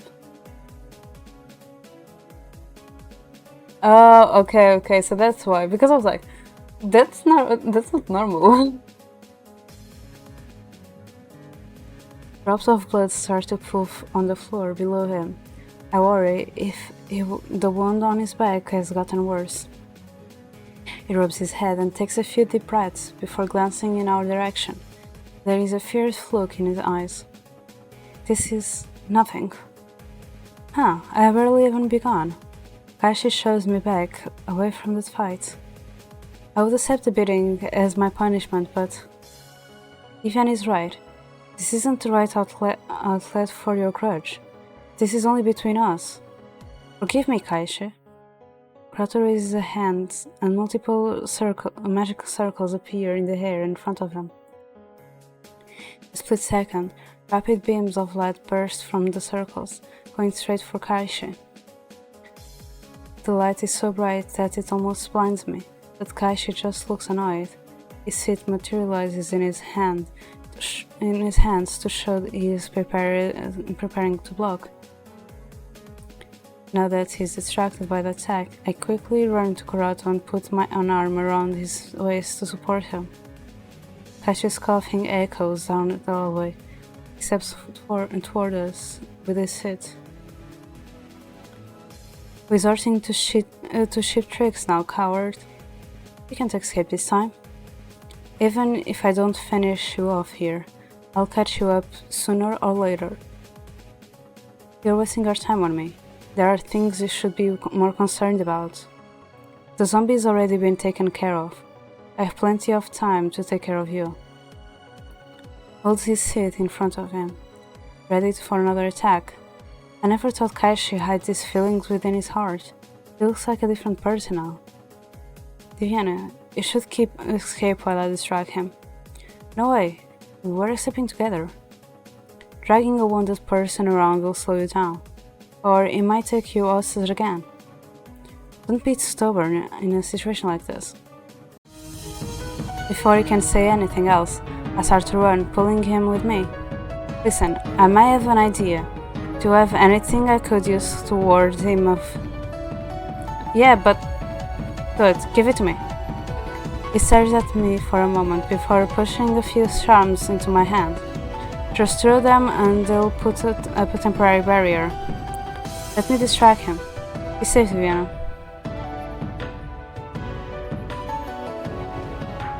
I explain my plan, and we slip up at the nearest corner. As expected, Kashi goes after Kurato. Adrenaline shoots through my veins as I run through the hallways. With my head clear, I can navigate the building easily. As I am about to turn the corner, I see something dark moving in the distance. I get distracted for a second. Was that place? Well, I have no time to focus on him now. I need to get to Kurato quickly. It does not take long for me to find Kurato and Kashi. To my surprise, they haven't engaged in combat yet. I lay low and listen to their conversation. Please listen to me. We haven't had time to talk. You shouldn't have a chance because no? You shouldn't have a chance because I was dead to you. To think you survived this long. Are you immortal? No, I don't get that sense from you. Someone must have sent you through time. Don't tell me that guy made this mistake. In fact, he's here to send me back. But I can't go back now. Not until I have made up for my mistakes. I have so many regrets, and you're one of them. I'm not supposed to remember. I don't want to remember the past. It haunts me. If only we hadn't met that day, I wouldn't be cursed forever like this. Even now, I don't know what I should have done. I can't apologize enough for involving and leaving a friend like that. Wait, so Tenshi and Yutai died in the same day. Is that all you have to say? Oh no, they didn't die in the same day, I forgot. Some time had passed since Yudai died. But they never mentioned Yudai's dead though. Is that all you have to say? You have no idea what I had to endure. You should have ended my life with your own hands. Kurato bows his head in silence, unable to notice when Kashi dissolves into smoke and reappears in front of him. Kashi grabs the front of his shirt, and I quickly ready the charms in preparation. Even now, you're still avoiding me. When we met again, in the elite class, you didn't do anything. Even if I have a different name and face, you should have recalled something. Did you really forget about me? I knew something about you felt familiar, but I hoped it wasn't you. I simply hoped you would forget if you were reborn. Yeah, Kashi is a small kid, however, even though he's a small kid, is our senpai, is our senior. I mentioned that a lot. So technically Kaishi is older than us, but during the night it turns to his real form and is actually this one and is a Shinigami. And from what we are learning now, the Tenshi guy that we know, that we heard before, that was friends with with Kurato, that died right at the moment that Kurato got teleported to our time, is actually Kaishi. He just changed his name and has a different appearance because it's more mature now. Kurato looks up at the Shinigami. A broken smile appears on his face and his cheeks are wet from tears. He has been holding back for so long that his feelings are spilling out. Even Kaishi is caught off guard and he loosens his grip. He slowly steps back, unblinking. You are not only one haunted by the past, Kaishi. I wish that I wasn't here either, but it's the guilt that keeps me going. I know you can never forgive me, and I'm not asking you to, but please, let me finish my duties for the sake of this village. I won't get in your way, and after that, you can have your revenge. His voice is trembling, pleading. Listening to him makes me breathless. His last words strike my chest, and I find my vision becoming blurry. Kashi stays quiet for a while. He covers his face with one hand while his shoulders shake. I cannot see his expression. Slowly, he reaches for his earring, which transforms into a seat after he drops it on the floor. Hey Kurato, what if... Okay. Stay idle. I hold the charm slightly and stay still. I want to see what happens first. Kashi rests his weapon to the ground and raises his chin. You know, you're kinda pathetic. What? I can't believe I was so excited about killing you. I can't do it now with you sobbing like that. I'd just be sad. I feel like I'm kicking a puppy. They say the hunt is more thrilling than the kill. I realize that now. It's so anime, okay? I can see that. Kashi coughs and scratches his head. This encounter is nothing like I expected. No mention, no word, not even an acknowledgement of my existence. Am I just a joke to you? Again, you met at the wrong time and wrong place. When will be the right then? Fine, I see how it is. You know what? I won't ever forgive you. Your bloody hands can't be cleansed as your history is set in stone. Continue living in this guilt. Experience the frustrations I went through. Given enough time, you will eventually come to see oblivion as a mercy. Kaishi laughs at himself and draws his seat before Kurato's neck. Kurato frees up at the movement but does not move an inch. His stare is locked on his friend.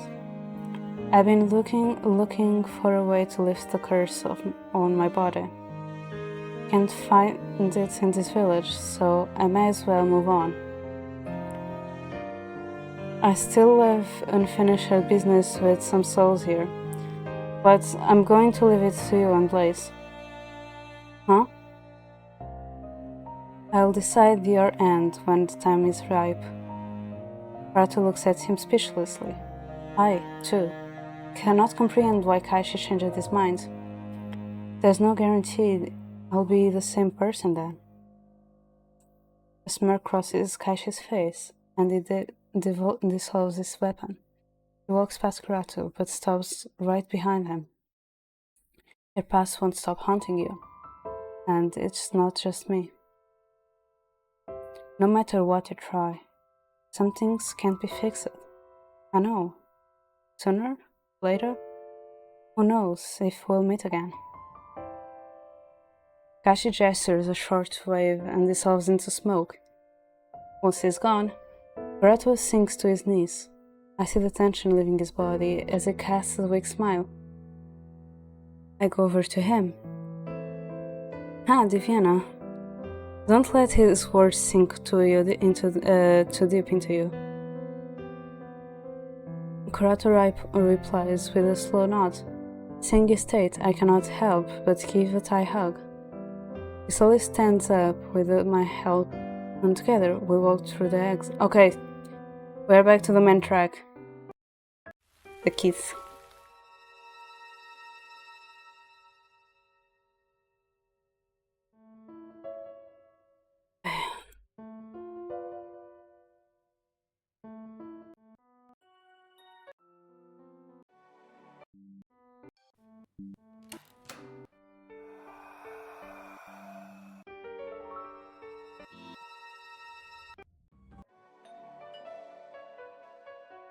That is why this thing is the earring. So Leo, this is Kaishi in the past when he met Kurato. However, you see that girl that appeared a little bit. That girl killed him. And this thing that he has here, hanging, is his hearing. I was like, wait, that's that, because the first time I thought it was Kaishi. Then I saw attention. Okay, then it is not Kaishi. But now they confirm it. I was right.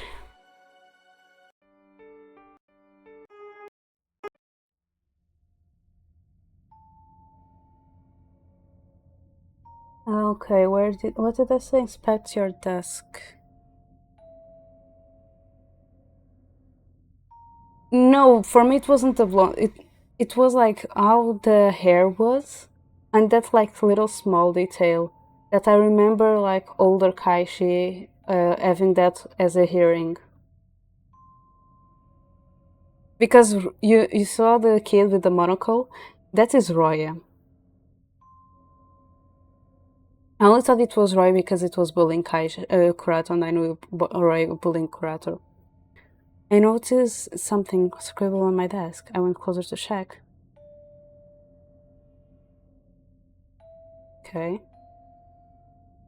Ooh, that tea is actually really pretty. My face turned pale on seeing the notes written in the dark ink. Then she stood next to me and gave me a bemused look. Wow, are those your nicknames now? Not very creative. Hey, which one of you? I quickly covered Tenchi's mouth and shook my head. If anyone finds out, they'll misunderstand. I'll just clean this up before the teacher returns. Well, okay then. Then she sat on my desk to keep it covered, and I eventually returned it with a wet towel to clean the scribbles.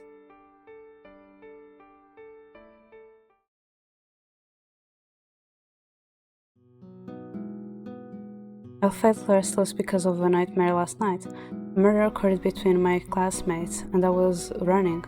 Even now, I still vividly remember the bloody scene. Dreams about trying to escape a room, objects, or situations might indicate your desire to change something in your life. Even when I'm asleep, Roya seems to haunt me. You linking the dream to Roya? He even didn't appear in it. The murder appeared. It's definitely a metaphor. Yeah, it's a metaphor, so you shouldn't take it seriously. I don't remember any of my dreams. Perhaps they just weren't memorable enough. It's not a bad thing. I'd rather have nothing than continuous nightmares. Give me that dream dictionary. I want to read more about it. Then she and I studied together for a while. Then he left early because he felt tired to spend too long in this place. Later on, Razumi joined me. This girl was the one who killed Kaishi in this timeline, in this past. And when Tenchi dies, Kaishi is born as a Shinigami. She's evil. She's evil. She is also the one that gave a box to him that ended up him cursed, and I don't know who bumped into him but sent him to our timeline. This is Kurato. I see you're working hard. I wonder why you took books of every subject. Let me guess, you're cramming now that exams are soon. Let's be honest, nobody starts studying that early. Since Razumi came empty-handed, I assumed she had other matters to attend to. She went around taking books from various shelves. I snuck a peek to the titles. All of them were related to the Forest Demon. Thought they were fantasy novels. Let's quickly recall a few legends I heard before.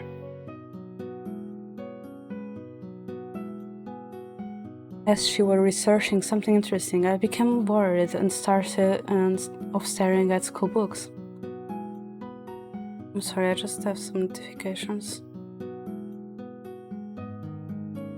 I'll check them later.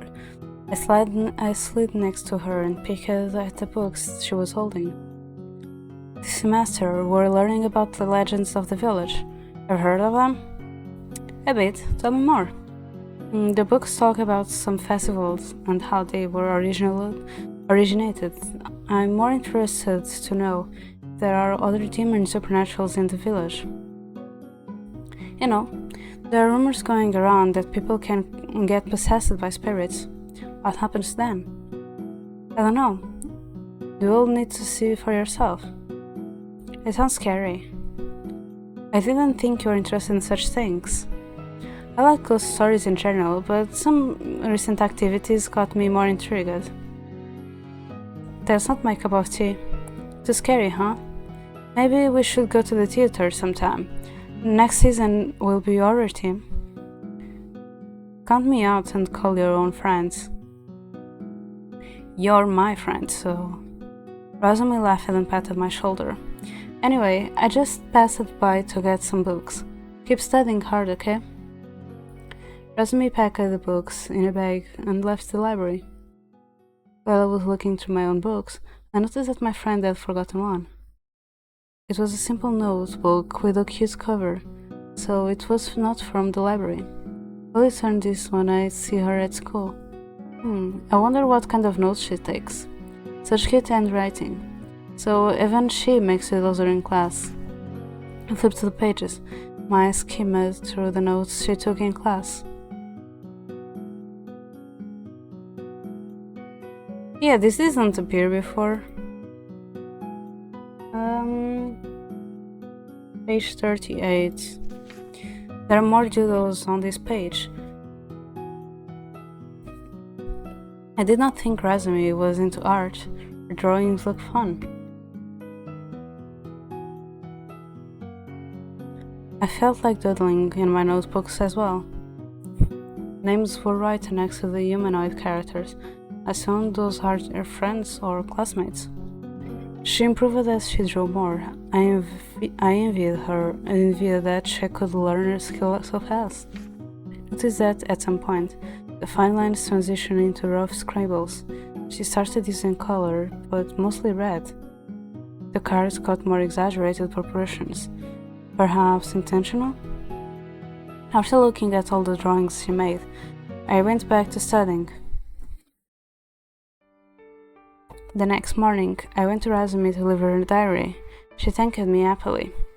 During lunch, most of my classmates went to the canteen. I grabbed my bag and took out my lunchbox and the newspaper. I began browsing through it. The section about mysteries intrigued me the most. A few articles indicated suspicious acts from a few stores. I often make up theories about them. While I was lost in thoughts, Tenchi poked me on the shoulder. Do you believe everything written in the news? I think so. Why wouldn't I? The truth isn't interesting all the time, so sometimes they twist stories to attract the public. If I become a journalist, I won't do that. You say that now, but people change, you know. I won't. By the way, have you seen Yudai? He hasn't gone to school for 2 days. A few of our other classmates too. I don't know. Perhaps they caught the flu or something? I hope it's just that the case. The door of the classroom suddenly slid aside with a loud bang at the entrance to the Roya.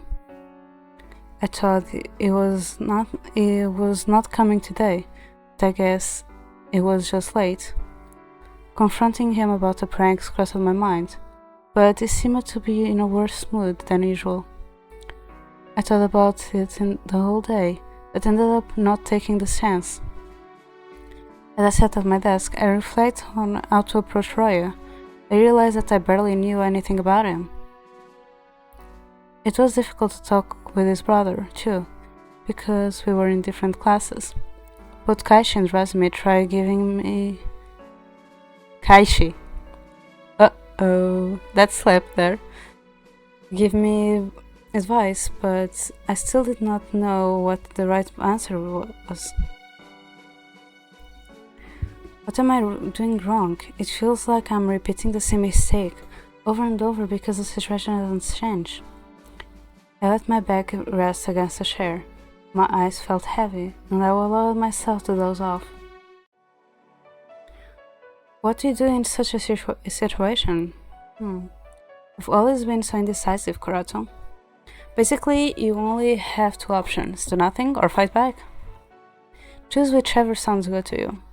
What matters is what you want in the end, and you stick to it. There are more people like him around. You can't avoid it. Talk to me whenever something happens. I want to help, even if it's just with words. It is often said that talking helps with stress. Although you know the right people for it, trust me. Okay?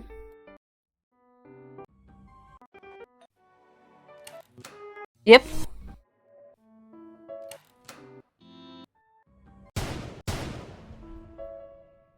Don't make me worry so much. Kurato gives me a casual smile and a nod. Okay. Time passes peacefully until the day of the school ball. Kurato has been quite busy with work, so I was not able to ask him out. Yoshi had no partner either, so we paired up in the end. I tap my foot impatiently as I wait in front of my house. The sun is already starting to set, but there is still no sign of Ryoji. Jeez, Ryoji is so late. He dares to make me wait 20 minutes in this cold? I have to go soon if I don't want to miss the entire party. Eventually, I decide to just leave a grumpy head to school. When I see him again, he will receive a surprise from me. The streets are now empty at this hour. I can only hear the echoes of my heels. Suddenly, I hear a faint hiss from behind. It comes closer, and soon after, I notice a long shadow cast on the ground. The sound of their heavy breaths gets louder. Hey! As soon as I notice something is off, I try to increase my pace. Unfortunately, the clothes I'm wearing are not suited for running. Hey! Even though I'm ignoring him, the man keeps calling out to me. I glance back to check. He catches up surprisingly fast. I am so focused on the man that I bump into someone when I turn the corner. I freeze up when my arm gets grabbed. Viviana, what are you doing out here all alone? Kurato, you almost scared me to death. I think the guy behind you already did the job. My focus shifts back to the man and I squeeze Kurato's hand. He is possessed by evil spirits. Thank goodness I happen to be investigating this area.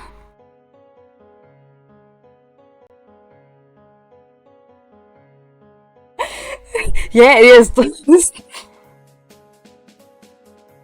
Yeah, stalking helps with stress. It definitely helps stress increase. Kurato releases me and charges for the man. A circle of small lights appear around his hand. Once close enough, he shoots them at his target. It hits the man at his side, and his body is thrown back against a nearby wall before hitting the ground. Somehow, the man still remains conscious. Approaching him, Kurato chants a spell to purify the evil spirits. His quick moves and precise skills look so impressive. I watch a dark mass leave the body, and the man stops moving soon after. Weren't you a bit rough? There are many other ways to prevent him from moving, but I'm not that creative. One more down. Don't worry, he will wake up later. Aside from a few possible bruises, it should be fine. Is this area clear?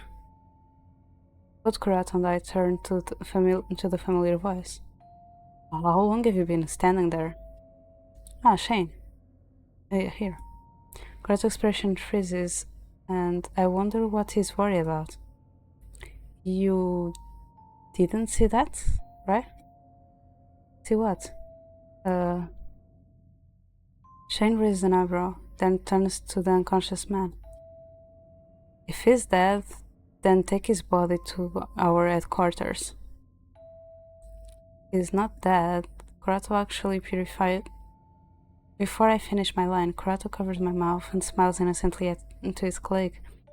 As a random passerby who probably collapsed from too much, I think. Okay, I'm done with the east and south districts, so I'm heading this way. Coming? I'm not done here yet. You're slow. You know what? I will just handle it myself. Shane gazes at me once more before going off. Once he's out of sight, Kurato lets out a small sigh.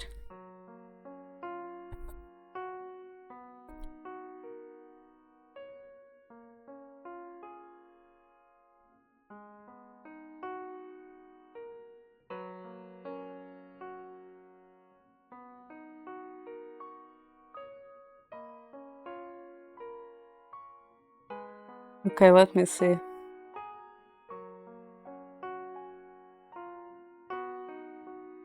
Let me see what that is.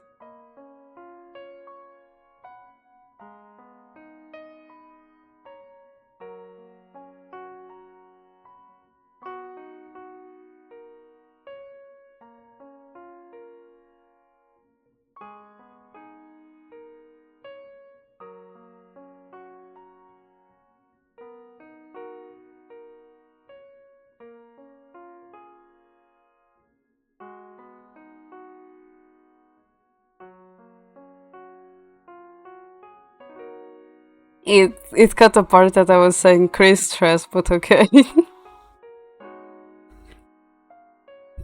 He swiftly removes his hand from my mouth. What was that for? Don't tell him that I'm purifying the spirits. Doesn't he know about it? I don't know how to explain my powers. If he finds out, soon he'll think I'm some sorcerer using forbidden magic. Isn't that what you are? Beside a bunny? He rubs his hair and sighs again. He will put me in a coffin. Did you know he kills off the possessed people? He has no mercy. Why don't you tell Shane you got different methods? Then he'll ask what my method is and put me under suspicion. Anyway, enough about this matter. Kurato stares at me for a while, and his expression softens. Without another word, he places an arm around my waist, then another one under my thigh, and lifts me into a bright carry. Why are you carrying me? Don't you have a ball tonight? You'll hurt your feet if you walk all the way. But this is embarrassing. If you'd rather get a piggyback ride. I remain speechless in his arms. I'm not able to admit it, but I feel happy to see him tonight. Kurato, will you join the party too? I can't do my work properly with Shane around, so I guess I'll join you. Cannot help but chuckle. Later we arrive at the school, and I'm surprised by how many people turned up. I can barely recognize my classmates in fancy clothes. Some of them start looking at me, and I quickly tell Kurato to put me down. I catch a familiar face in the corner of my eye. Huh? Going to tease him for a bit. Hey, you, Ryoji. My friend looks startled when I approach him, shouting his name. He's about to run when I cut off his escape routes and grab his tight. What is the meaning of that, Ryoji? Left me waiting and not even a single call. You're not even following the dress code. I got a last-minute call from the discipline committee. They were short on members, so I had to go on patrol. I meant to call you, but then I realized I left my phone at home. My eyes narrow, and he averts his gaze. Hey, hope you enjoy the rest of your day. I'm so sorry, I really didn't know how to contact you. How did you get here, by the way? Kurato slides next to me, calling an arm around my waist. He smirks at Ryoji. I carried her all the way in by my... It's fine, I just walk it. The scenery of the village at night when you're alone is really nice, you know? You're making me feel even guiltier. Ryoji greets Kurato with a nod and rubs his neck. Anyway, I won't bother you too much with your duties. Have fun. Ryoji chuckles while I pull Kurato with me. We spend some time in the ballroom, mostly just chatting in the corner. After a while, we head to the balcony for some fresh air.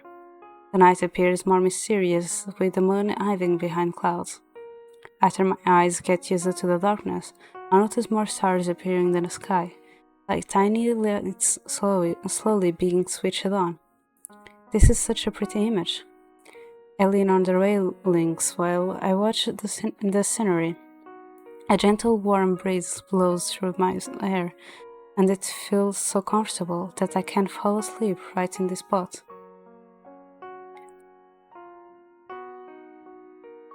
I do not mind the silence at all, though I vaguely remember Ikuya saying something about it feeling comfortable when you are with the right person. A waiter passes by with a tray of drinks. Both of us take a cup before he leaves. While taking sips of my drink, I glance at Kurato. Even though he was friendly at the beginning, there was always some sort of distance between us. After I revealed his identity and past, the puzzle looks more complete. We turn to each other when we speak at the same time. You first. You can. Ha, this will go on forever. Can I go first? Kurato smiles faintly and turns his gaze back to the sky. He folds his arms on the railing, shifting his posture. Fingers play with his cup, with a glass cup. I wait curiously for what he is about to say. I want to confess something. This might not be the best timing, but pauses for a moment to take a deep breath. Breathe. I'm glad I can talk with you like this. At first, I didn't want to tell you the strange story of how we met out of fear that you don't believe me. Even though our first encounter was brief, it made a huge impact on me. Ever since then, I haven't been able to forget you. I didn't have a reason to approach you until our paths crossed again. At some point, I noticed strange things happening around you, and I can't just watch from a distance. Even though I'm hopeful at introductions, I didn't want to miss the chance. It gives me a shy smile. It wasn't just bok choy and water, you know. It was just bok choy and water. I even treated you like a pet and everything. It's embarrassing to hear that I meant a lot to you. When I mentioned that you knew me from before, I almost thought I had amnesia. If we'd met as children, I definitely would have remembered you. I can't imagine finding out that the one I treasured forgot about me. I'm sorry. Don't be. Kurato leans close and brushes his arms against mine. He beams at me. His smile is contagious. I cannot help but do the same. Suddenly, we hear a loud scream from the ballroom. We exchange a look before heading back inside. The music has stopped, replaced by the collective hushed whispers in the room. That scream must have caused the commotion, though most of the students are more confused than panicked. I instantly see Lioj in the middle of the crowd, waving his arms. No panicking, please. Let's just all move out quietly and calmly evacuate. Lioj shouts overpowers the crowd. He and the others, presumably from the discipline committee, guide the students through. Kurato and I walk straight to Lioj instead. Lioj, what's going on? Vienna? Why are you still here? You should be... Kurato steps forward, pulling out his investigator badge. Lioj's eyes widen in surprise as he glances between the two of us, but then he nods in understanding. The students were acting strangely earlier. When a guy approached them, they suddenly attacked him. The guy was bleeding heavily, but they probably had a weapon. Someone already called for an ambulance, but now we can't find the guy anymore. Are the two still there? They escaped somewhere. I'm not fully sure about the details. Before I could ask anything else, Kurato has already run off. I follow him. Lioj calls out to me, but I reassure him that I will come back later. My gut feeling tells me that the students were possessed. Nothing like this should happen. It is hard to keep up with Kurato in hills. I slow down and to catch my breath, still keeping my eyes on him. When he turns around the hallway, I continue to chase after him. Shortly after, I hear gunshots. Someone on the other end of the hallway is heading in my direction. Jace? Why are you covered in blood? It isn't mine. Suddenly, he grabs me by the wrist and pulls me towards him, close enough that my face nearly hits his chest. He firmly holds me in place, his grip like steel. What the... Dare to shoot me now. It takes a second before I recognize Kurato's voice behind me. I slowly turn my face to peek at what is happening, but I am too confused to speak. Kurato lowers his gun. His expression softens when our eyes meet. I hate this kind of situation. Before doing anything, I'm going to hear them out first. Hey Jace, what's going on? Did you already take care of those two students? Yeah, I did. But I did.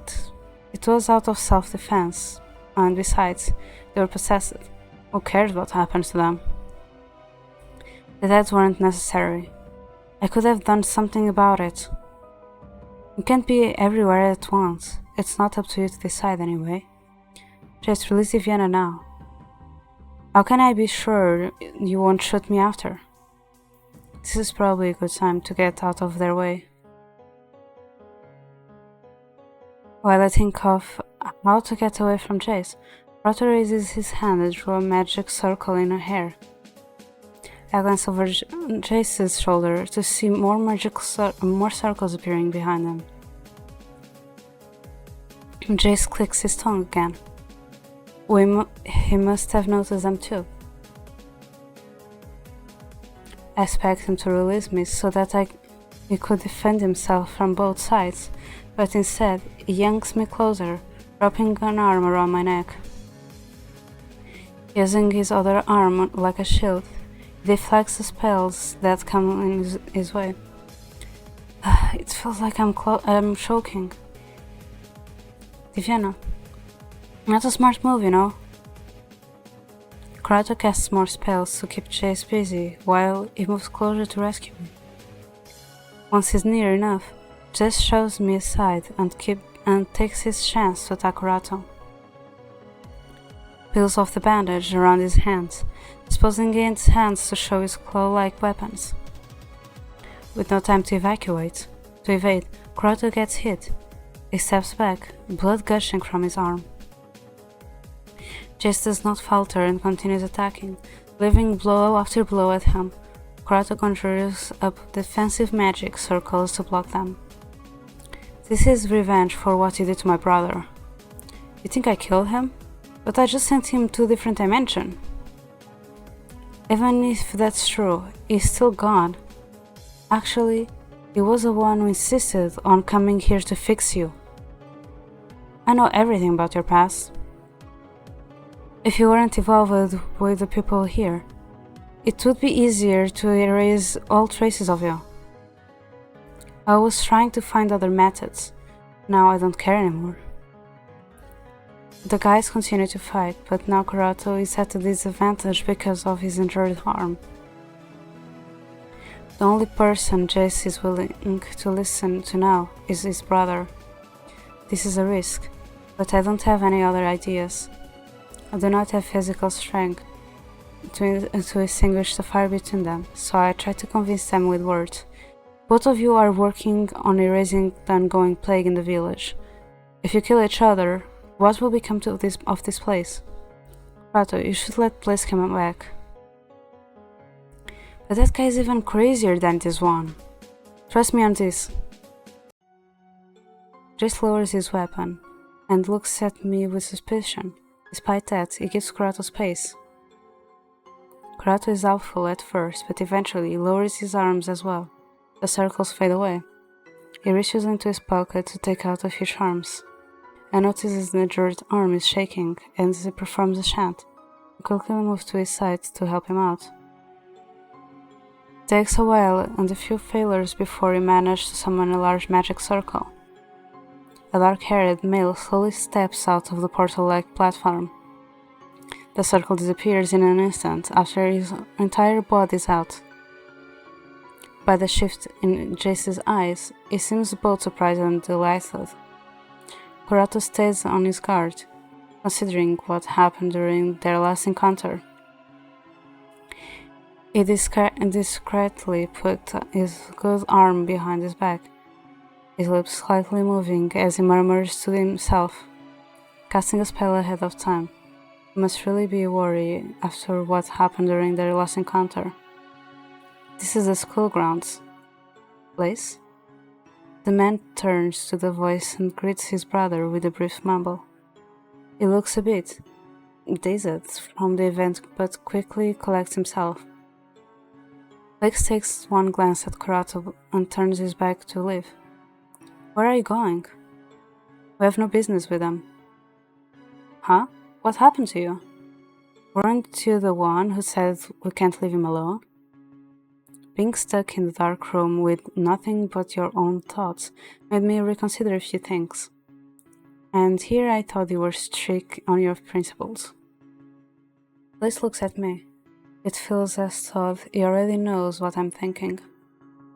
It is a gamble what Bliss will do, but he is the only one that can stop his brother. For some reason, I have faith in his words. I noticed that Chase was not pleased with this change of events, but it does not protest. After the twins leave, Kurato releases the spell he had prepared and rests against the wall. I move next to him to support. Wow, you're really saving me back there. Thanks for putting faith in me. Kurato's smile suddenly fades as he reaches for his chest. It catches me off guard, and makes me stumble and trip backwards onto the ground. Suddenly changes into a larger creature that seems like a grown-up version of the usual small bunny. I stare in awe. His size can scare anyone off, but he looks worldly to me. Kurato's voice resounds in my head. Wow, I reached my limit. I'm so confused. It's the curse that is growing worse. The beast kneels, his clear turquoise eyes boring into mine. I raise my hand to caress his fluffy cheeks. One of its strong front legs is still red, staining even the fur around the wound. It seems the wound is halfway closed. Oh, your arm is still hurt. Can you move? I need to get you out of here quickly before anyone sees you. Just then, footsteps echo in the half hallway behind us, approaching. Kurato looks over my shoulder and emits a low growl. Hey. I freeze up on the spot, then slowly turn my head. Shin glares at us with suspicious eyes, his gun already pointed at Kurato. Tell me, how long has he been like this? Not knowing what to answer, I stand up and extend my arms to block Shane's way. Put the gun down. Step aside. I'll shoot even if you don't move. Kurato is your friend. You know he won't harm anyone. You don't know what this curse might do to him. I still won't back away. As you wish. Based on his words, it sounds like he's still trying to convince me. But then, I immediately hear a gunshot. My eyes widen at the unexpected event. Shane's eyes are cold, truly like a hunter's. I wait for the pain, but something catches a bullet. Fluffy tail is suddenly in front of me, acting like a shield. I hear a soft growl behind me, followed by the hem of my dress being tugged from behind. Kurato is back in his feet, already facing the other direction. Get on, we're moving. What? Do I have to sit on top of you? Hurry up or I'll sit on you instead. The comment makes me flustered, but I hope on his back. Without paying further attention to Shane, Kurato dashes away. I cling tightly onto the fur and look behind, wondering if Shane is following us. It does not. A silhouette. Hi Oni, how was your stream? Thank you for the beats, I appreciate it. Love you too. It does not. A silhouette only gets smaller, which makes me relax a bit.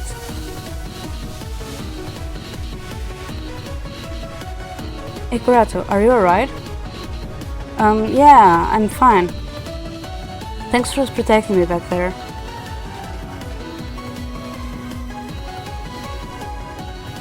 Yeah, please rest. You were really sleepy earlier. Please rest and put some eye drops if you have. I am your bodyguard, you know. I'm sorry about what happened. Shane, Don't worry, I told you before that he would turn out like this. I pity him from being in such a terrible position. Thank you for the care package.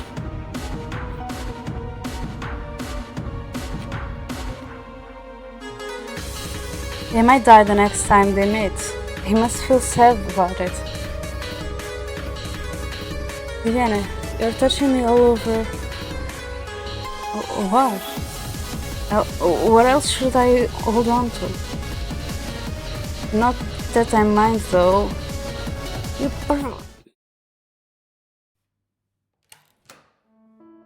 Soon after we reach my house, I climb off his back, worrying about his current state. I bring him inside despite his protests.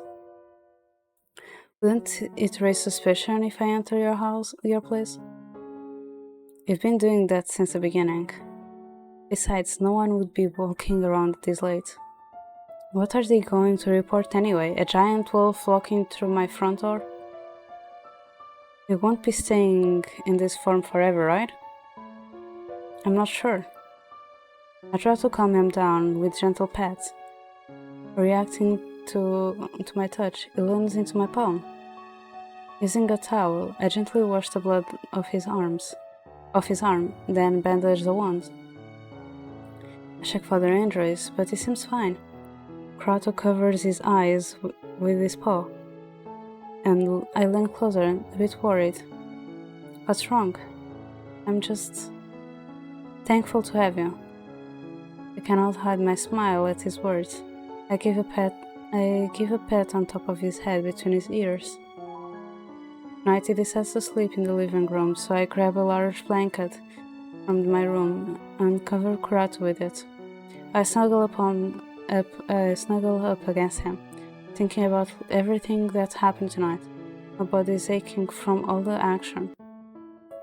I forgot to notify Georgi that I'm home. Oh well, he has no phone with him at the moment. I'll contact him later. By the way, you're a sorcerer, right? Why don't you teach me? Might be a bit difficult in my current state. I want to learn those tricks you did. I'll do whatever it takes to protect you. You sound so cheesy right now. I cross my arms and poke his back. Don't get upset. I'll gladly teach you, if you're capable. A smile crosses my face and I slowly close my eyes. Kurato took a bit of a blanket to cover my body too. Well, kick your butt.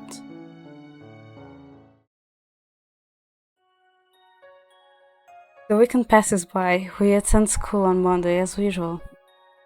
Viviana, how are you today? I'm doing fine. What about you? Good as well, thanks.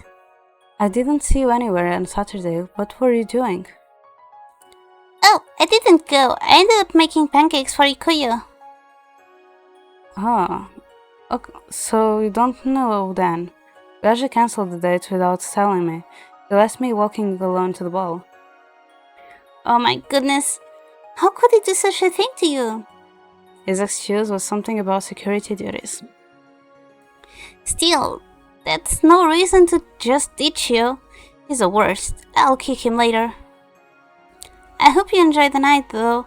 Perhaps with someone else? The scene where Kurato carried me in his arms crossed my mind, making me blush. That is apparently enough of an answer for Ikuya. She continues teasing me about it, so I shift the focus back to her. I ask what made her skip the ball, when she had been so excited about it in the first place. I was all dressed up, but then he said that the murderer might be walking around that night. Just a hunch, apparently. He always did have a oddly great gut feeling. Oh, right, I heard something bad happen at the ball. Do you know what happened? There's barely any detail about it. No. Okay, but yeah, so Ikuya really has something. Ikuya's brother really has something related to the supernatural. No, I was in the balcony when it happened. Something about students attacking someone. I only found out when everyone was already evacuating. Ryoji should know more about it. Ah, I see. Hi Kuya, hi Divyana. Ask and I shall receive. The students that caused the scene at the ball have been reported missing. Many rumors are being spread by the ones that did not go to the ball. Ah, hi Ryoji, so what happened after? Some investigations hinted that it might be that. And don't. Oh, hi Ryoji, me. Jeez, Divyana, you have no idea how worried I was. You were gone for so long that I went to look for you. But when they said the building was empty, I had no choice but to go home. I acted in the heat of the moment. Since you weren't carrying a phone, I thought it'd be useless to contact you. But you had after, and yesterday. Alaji shakes his head. I saw to the side. By the way, Ryoji, Ikuya hits him in the chest. that's for not going to the ball with Divyana.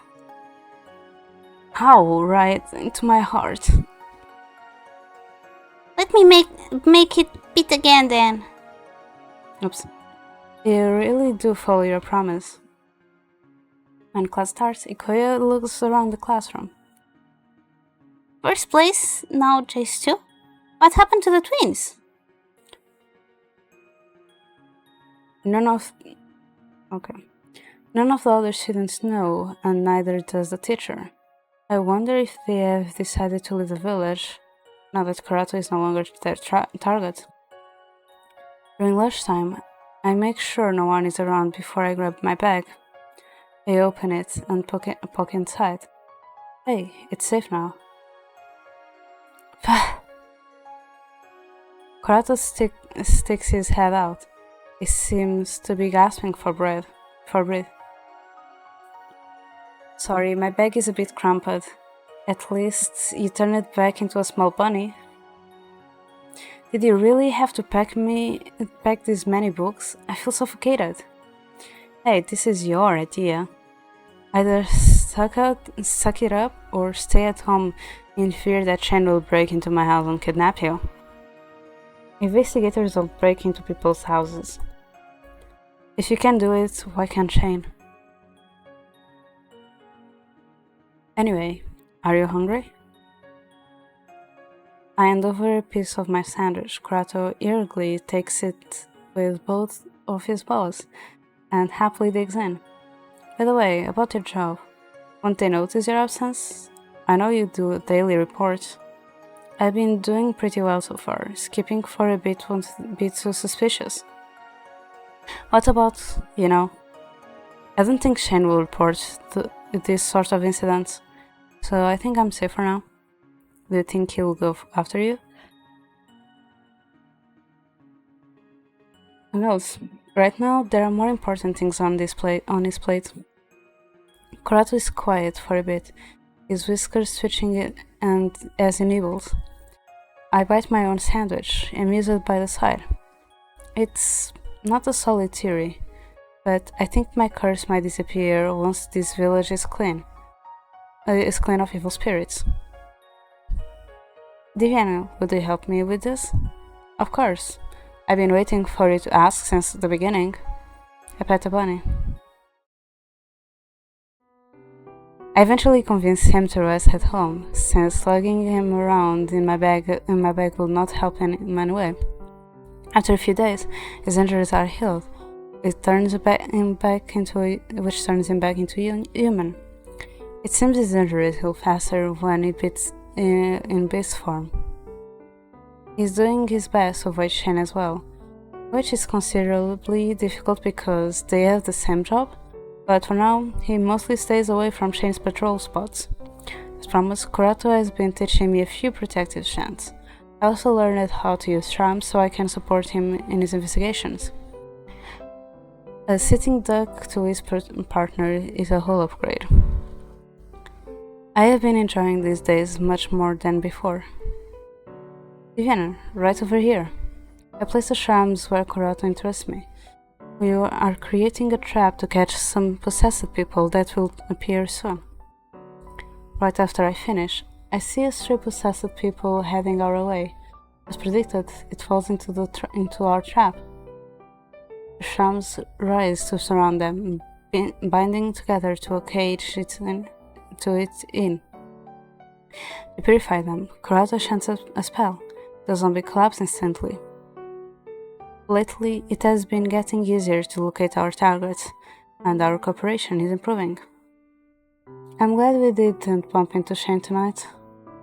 I can't predict his pattern because I've known him for so long, but he can change it entirely to throw me off if he wanted to. The fact that he hasn't made a movement at all, I'm just worried he'll outwit me at some point. That would be after we are finished with this job. Be more confident. I playfully bump his shoulder and smile at him. The expression brightens upon looking at me. He continues routine every night. I do not know how long the road is ahead, but we are moving in the right direction. Finally!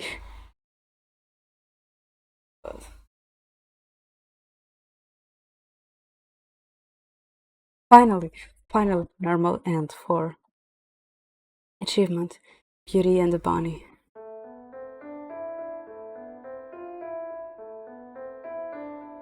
And almost right in time, so even though I already got the romantic ending, I will do everything again just to read it properly.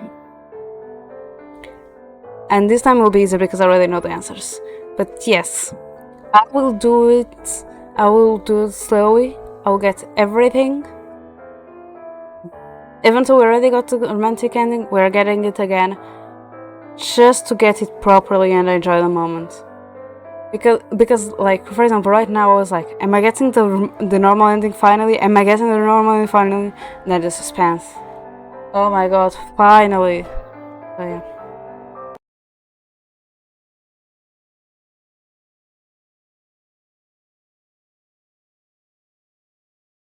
That was some journey. Let's change screens.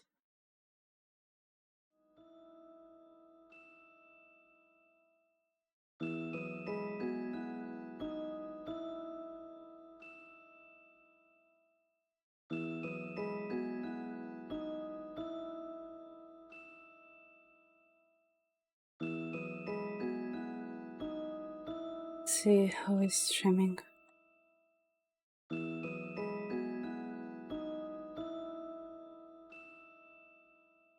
Okay.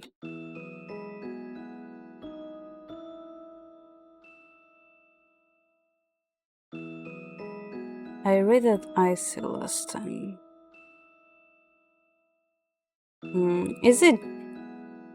Is Jiggy going for longer? I don't know, because it's been for 4 hours. I don't think I ever read a Jiggy.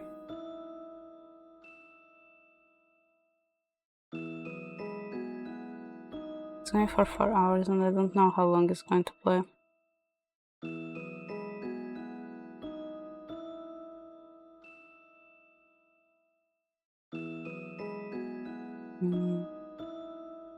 Jeff is still on, but I read him yesterday.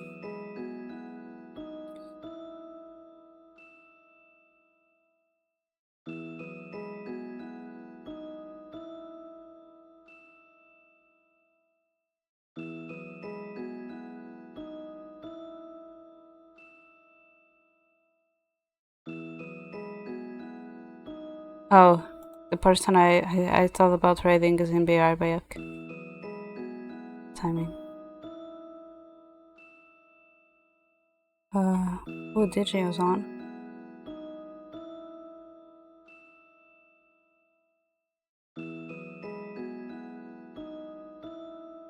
I never rated DG, and I've seen her here and there on Naomi streams.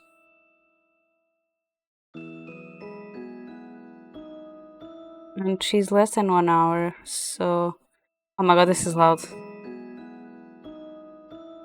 So let's raise DG. So...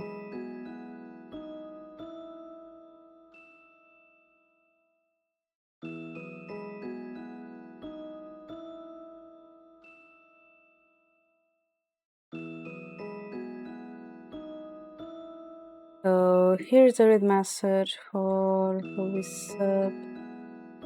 For who isn't sub, the read message will be this one.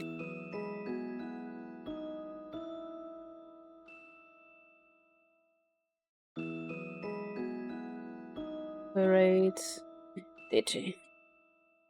My own read message. So yeah. Thank you so much to everyone who joined me today. I really appreciate it.